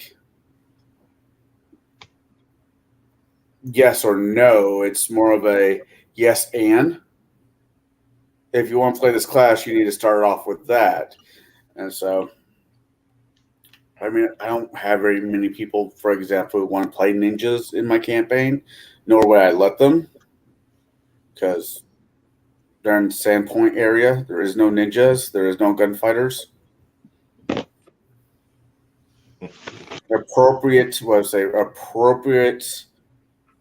Appropriate Location. Yeah. And I'm not saying that I don't want to ever play I don't want to play a ninja character.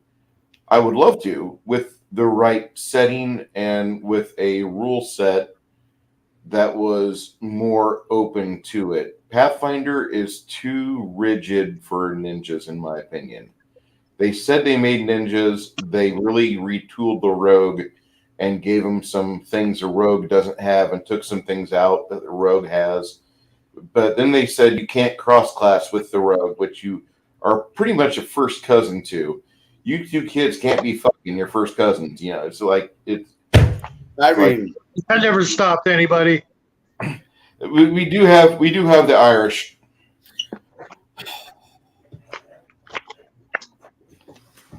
I only say that because I watched this Saturday Night Live where they're talking about all the Irish people having all the various defects like brittle boned, bird boned, and then the girl starts like scratching her head, and you see like the deformity. I thought it was the fact that you got 3 Irishmen on the panel. 4. Okay, well that makes it even funnier. My mom's side. That makes it even funnier. What's bad is that we're all related. Well, Jade and I might be. I don't know about the rest of you mugs. All of us. I was only, but going back to rogues, because fuck. Trying to keep this on somewhat of a topic for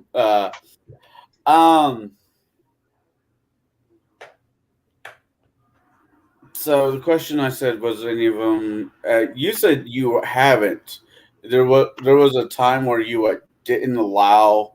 Was a game that you played Jade, or was you as a DM where the rogues just weren't allowed? You are getting ready to use my fighting name, weren't you? Yeah, Anyway. yeah. So, I have had a game where I did not allow rogues, or the how do I want to say it? The shadow men, and that was because the game was supposed to be revolving around a divine concept, where the players were all holy agents of I think it was a lawful good, maybe a chaotic good deity. And I said no to rogues at that time because a lot of the missions were not theft oriented. They weren't they weren't going to be running into traps. They weren't going to be running across things that need to be stolen or disabled. It was quite literally a full frontal assault on another on basically an evil tyrannical regime that was dedicated to basically everything that their god was against. So it was kind of like a crusade event. So I didn't have rogues at the table for that game. Now looking back, that was over 15 years ago. Looking back, I would say there are some instances where I would allow a rogue, but it would be more like a saboteur or an infiltrator type rogue.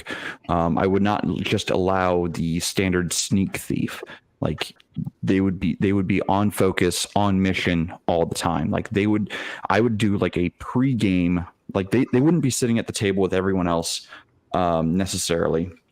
They might be, but their character would go in ahead of the main group and sabotage or open the gates in such a way, or do something in such a way to make ingress or the way forward for the rest of the group easier for when the group got there. Now that's not to say that that character is going to have an easy time of it. Absolutely not. They're gonna have to figure out, how can I ease or like soften the target for my group that's coming in behind me. So I would probably go like hours before the game starts, go a one-on-one with that player at like, I don't know, Denny's or something, and be like, okay, walk me through what you're doing. Here's the scenario. Go. What do you do?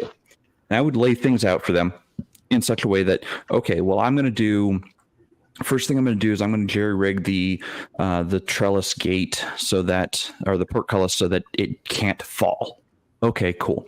What about the doors? They're going to put a 300-pound thing across the door. Okay, I'm going to damage it in such a way that it will break when pushed, from the outside.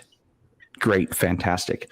And then I'm going to have them make rolls at the table right then and there. Be like, okay, make a roll for that. Okay, so then I will take that note, and when game actually happens back at the table, I'm going to, say, okay, you guys are outside the city. They're getting ready to, drop the portcullis. What are you doing? So when the party gets up to the portcullis, the portcullis doesn't fall. The doors slam shut, and then the party has to go out at it with a battering ram. Now, based on what the rogue did at the separate conversation hours before, that is going to affect how the party enters the city. So I've had this done with me where I was that player in a different game, and the game master said, okay, I want you to show up 5 hours before game time. Okay, why?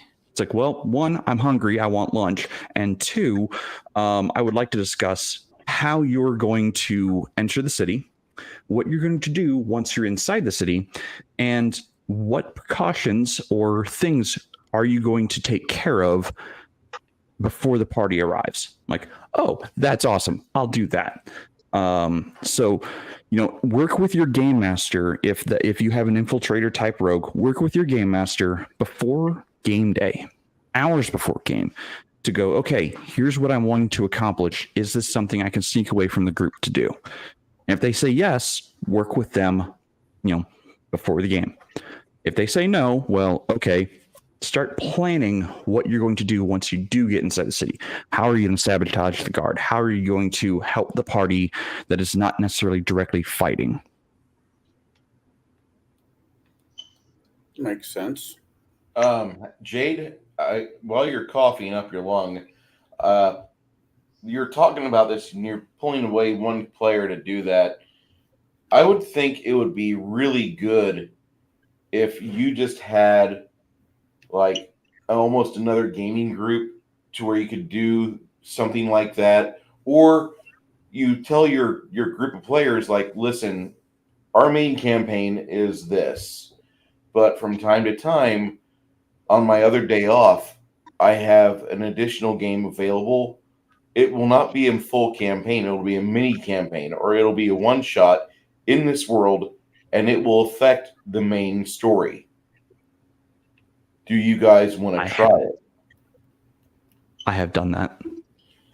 And you'll get like half your players, because the other half have wives and girlfriends and kids got to go to school, their softball practice, blah, blah, blah, blah, blah. But if you are the type of GM that does make that sort of time for your game, I recommend doing that, because the players that play, everybody talks during campaign day. I mean, you're not running the game 6 hours straight. It's not a tournament game. It's not a society game. So everybody's chewing the fat and enjoying themselves and taking the game slow for the most part. And half the players, or one or two of the players, will be like, we did some badass shit. And the other players that couldn't attend would be like, oh yeah, what'd you do? We can't tell you till after this campaign session. We'll go to Denny's afterwards and we'll talk. And as tempted as you are as a DM to go with them, don't. Because let the players talk amongst themselves. Let them conspire. You're going to have a lot more fun if you do that, rather than try to eavesdrop all the time on their players whenever they're talking about their glory days or their highlight moment, their highlight reel from the campaigns. Anyway.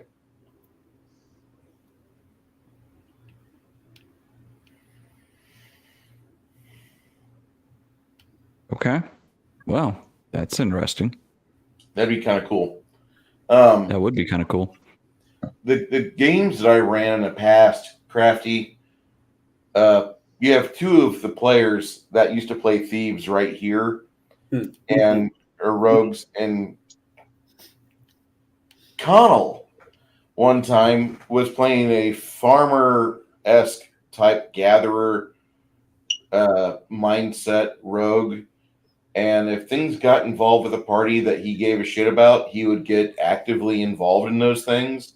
And other times, he would just kind of let the party get fucked. I wouldn't say. I mean, The mushrooms and the troll fins. hey, I have a 6-hour stream. Those are viable mushrooms.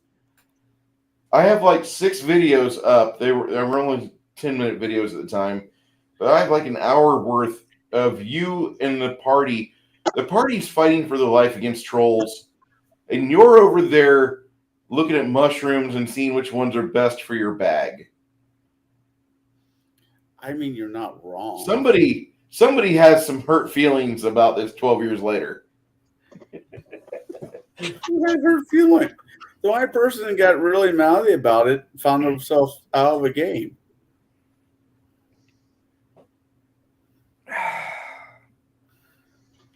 So, anyway, I didn't mean to step on Shadow. Shadow, what were you saying, sir?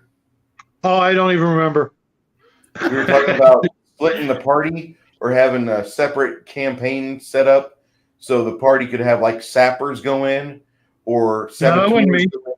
Okay. I've never had that conversation. Okay, I was having that with Jade, and Jade did that, but I thought you had said you had done that too. No. Okay. Somebody needs to mute their Discord. Yeah, I wish I knew how. I'm trying to figure out how to do it. When we get off stream, I will happily show you. It's Because I not have hard. the volume. It's coming from my phone. That's the problem. On your phone settings, go to your Discord settings, and there's a settings screen on there.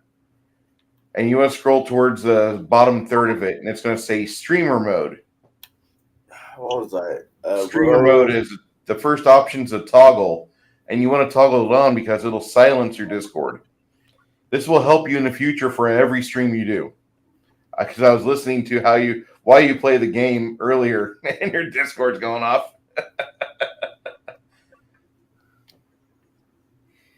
What was I playing?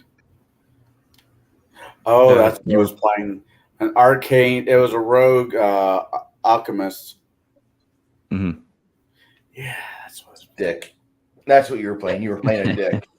Hey, at least I played. He was Fuck the playing party. himself. I mean, come on. Hey, that's not very nice. Don't tell the nice people. Accurate. It's not. It's not nice, but Being accurate. honest with you, Connell, this is an intervention. It may not be nice, but it was accurate. Anyway, so Bruce, is there anything else we'd like to cover on rogues and thieves guilds? At a point in the future, I think we could do domain play with rogues, because I think at a certain point you do want to talk about doing higher level stuff with thieves guilds, and it's cool to have one player that's a thieves guild master with a bunch of NPCs. It's even cooler when you have the players in the party that are mid to high level thieves getting to the top of their craft, and they're becoming the movers and shakers in the underworld.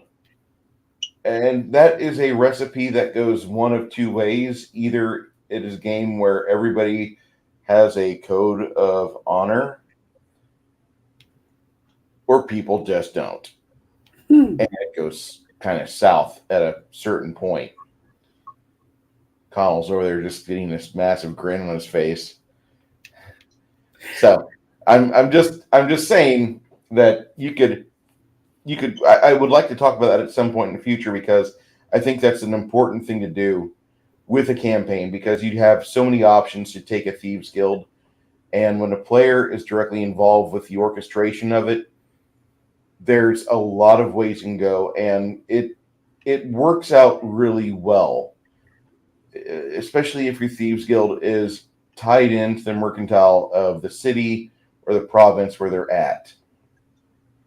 It's just, me and DM James were talking last week, and domain play is where all of this leads. You're playing in a dungeon and you're hacking kobolds. At the end of that path, you are a mayor, or you are a duke, or you are a person who is responsible for the employment and safety of people, commoners, noblemen, serfs alike. The end of this is basically, people are going to say, Bruce, you're stealing from Adventurer, Conqueror, King system.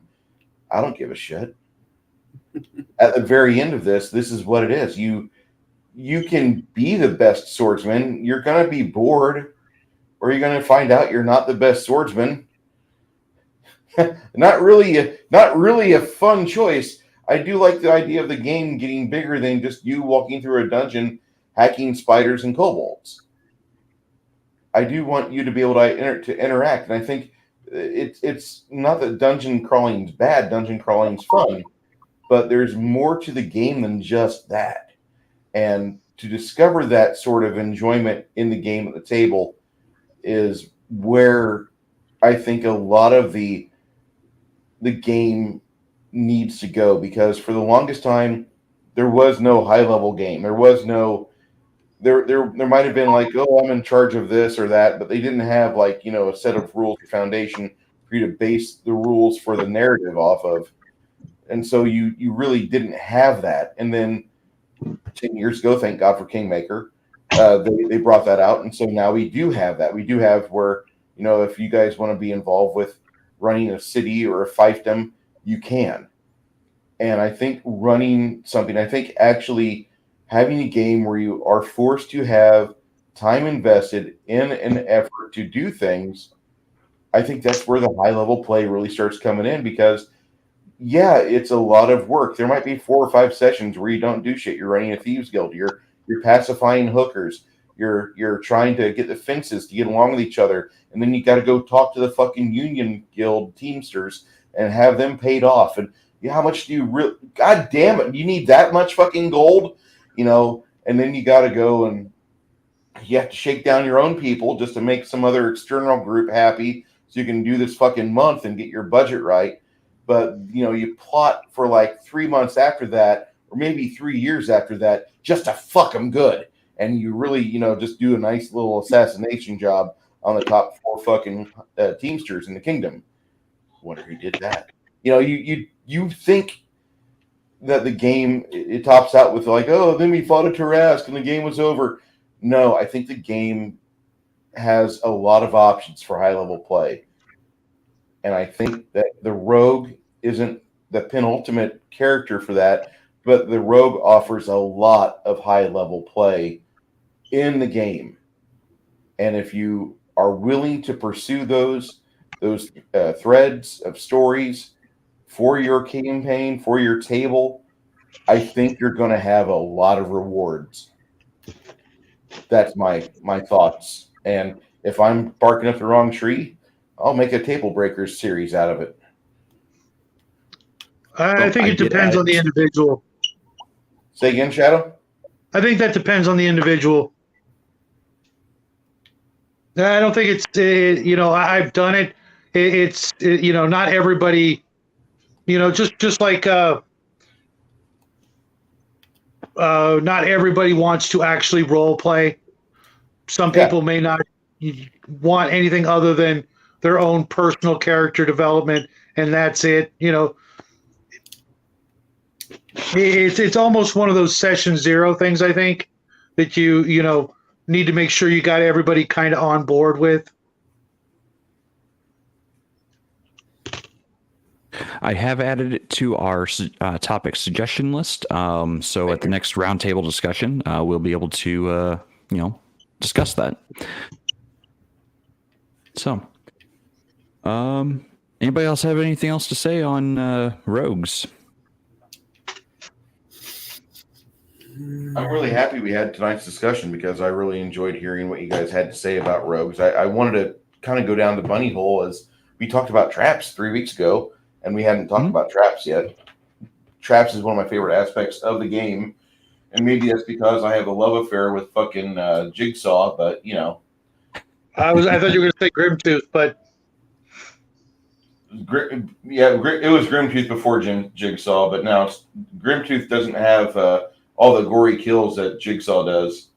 I mean, he does, but I can No, watch. yeah, I think Grimtooth has been responsible for more player character deaths than any one other source up to a certain point in history. I mean, have you seen the thumbnail for tonight's video? Yeah. No, I don't think I pulled have. that right out of Grimtooth. I pulled it right out of Grimtooth. Yeah, unfortunately, I loaned my copy out to someone, and don't ever loan your books out, folks. Ever, never, never, never, never, never. Unless you just don't ever want to see them again. The person you loan the book to. If you don't ever want to see him again, then loan him a book.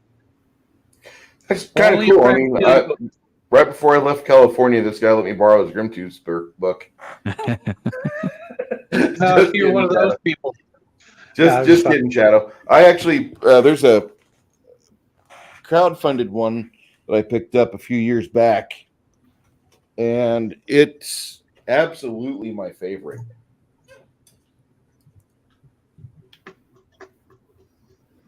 I don't know if you've seen this one, but it's all of the Grimtooth books, and this was Nice. shortly before the guy that ran.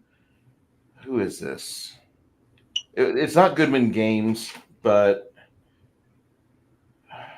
one of the guys that was involved with this book, whoever did the Grimtooth originals, like that guy is no longer with us. Mm-hmm. And I can't think of the young man's name that did it, but he'd been in the industry for like 30, 40 years. God bless y'all guys, but like there's a part where gamers diverge from the rest of society. Society will try to get to 70, 80, 90 years old.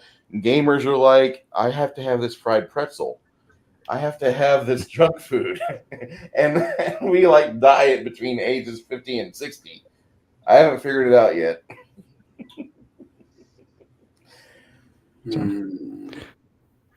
Well, I think that covers That's about it. everything. I think it was Jim Wampler. Jim Wampler? I think Wampler is the one that died. No, he better not have died. I just spoke to him a while ago. Loomis? No, it was Loomis. Phew.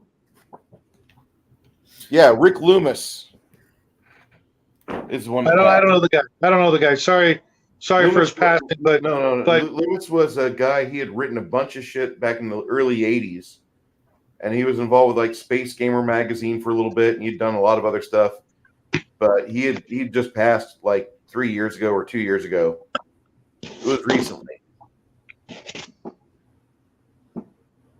No, he didn't die out of the thing from China, but he died just. Yeah, Wampler's still alive.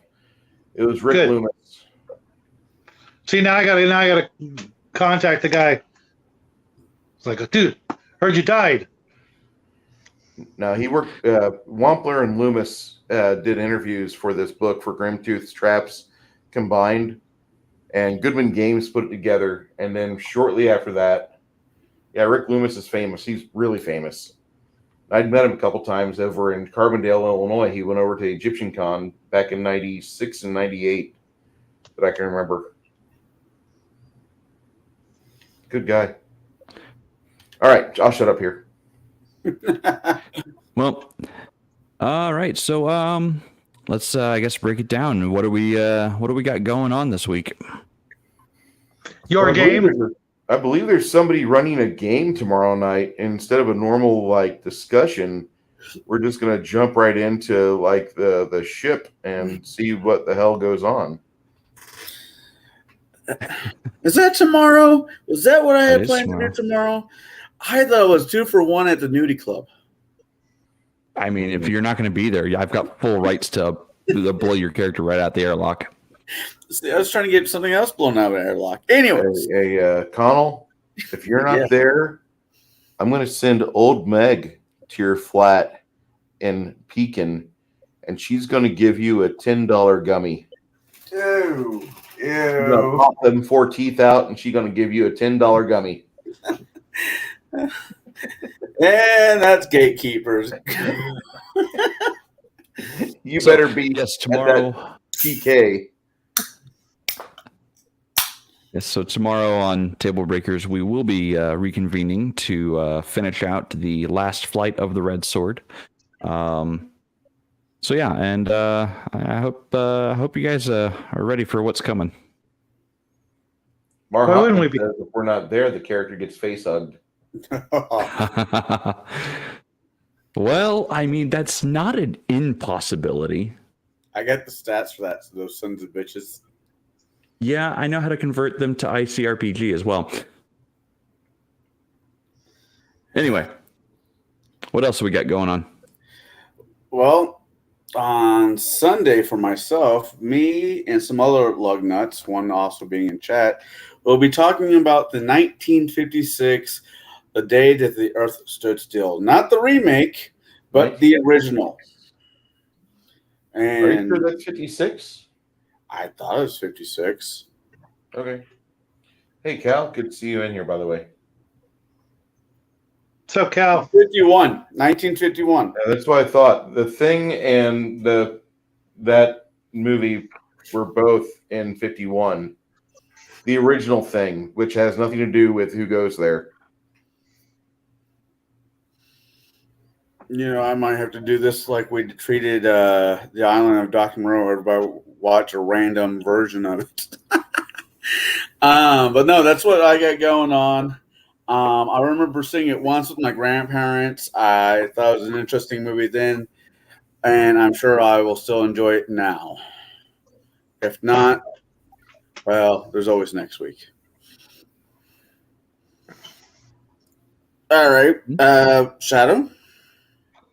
Little guy and I have a craft video tomorrow showing you how to convert your magnetic chessboard into a portable 3D dungeon map board for just about any scale game, whether it be 10, 15, 28 millimeter miniatures.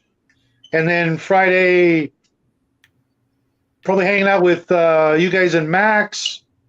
And of course, I'll be continuing my Why We Play the Game series on a pretty regular daily basis.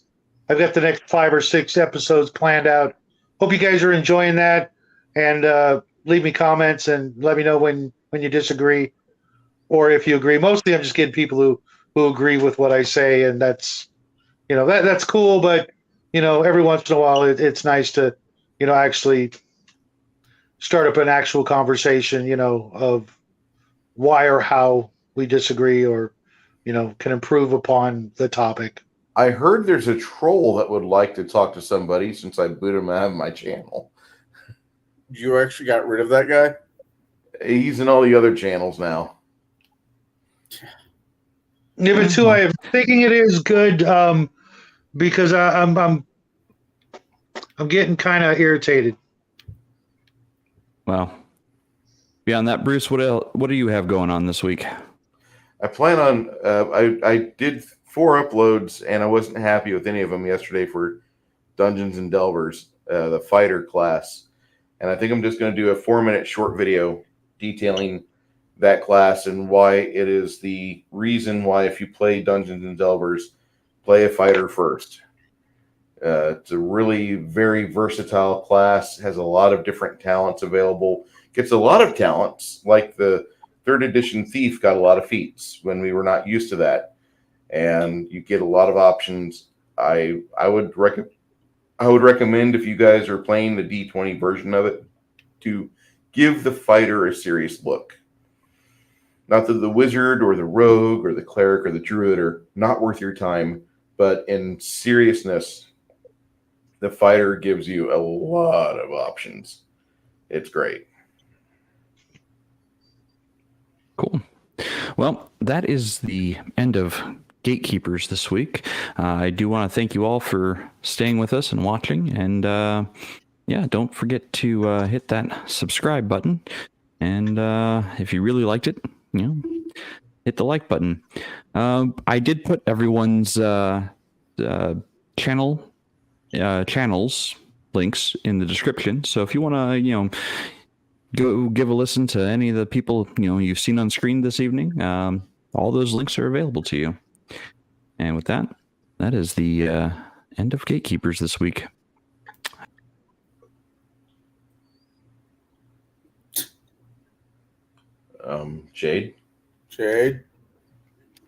Jade. Whoops. I did hit the wrong button. My It's bad. a boomer moment. I meant to Okay. do this. Very. I meant to do that. So have a great evening, everyone. And we'll see you next week when we discuss what is next week. Oh, yes. It's how do you recover from a TPK? That's easy. Oh, wait, we'll have to discuss it next week. My bad. Appointment. Have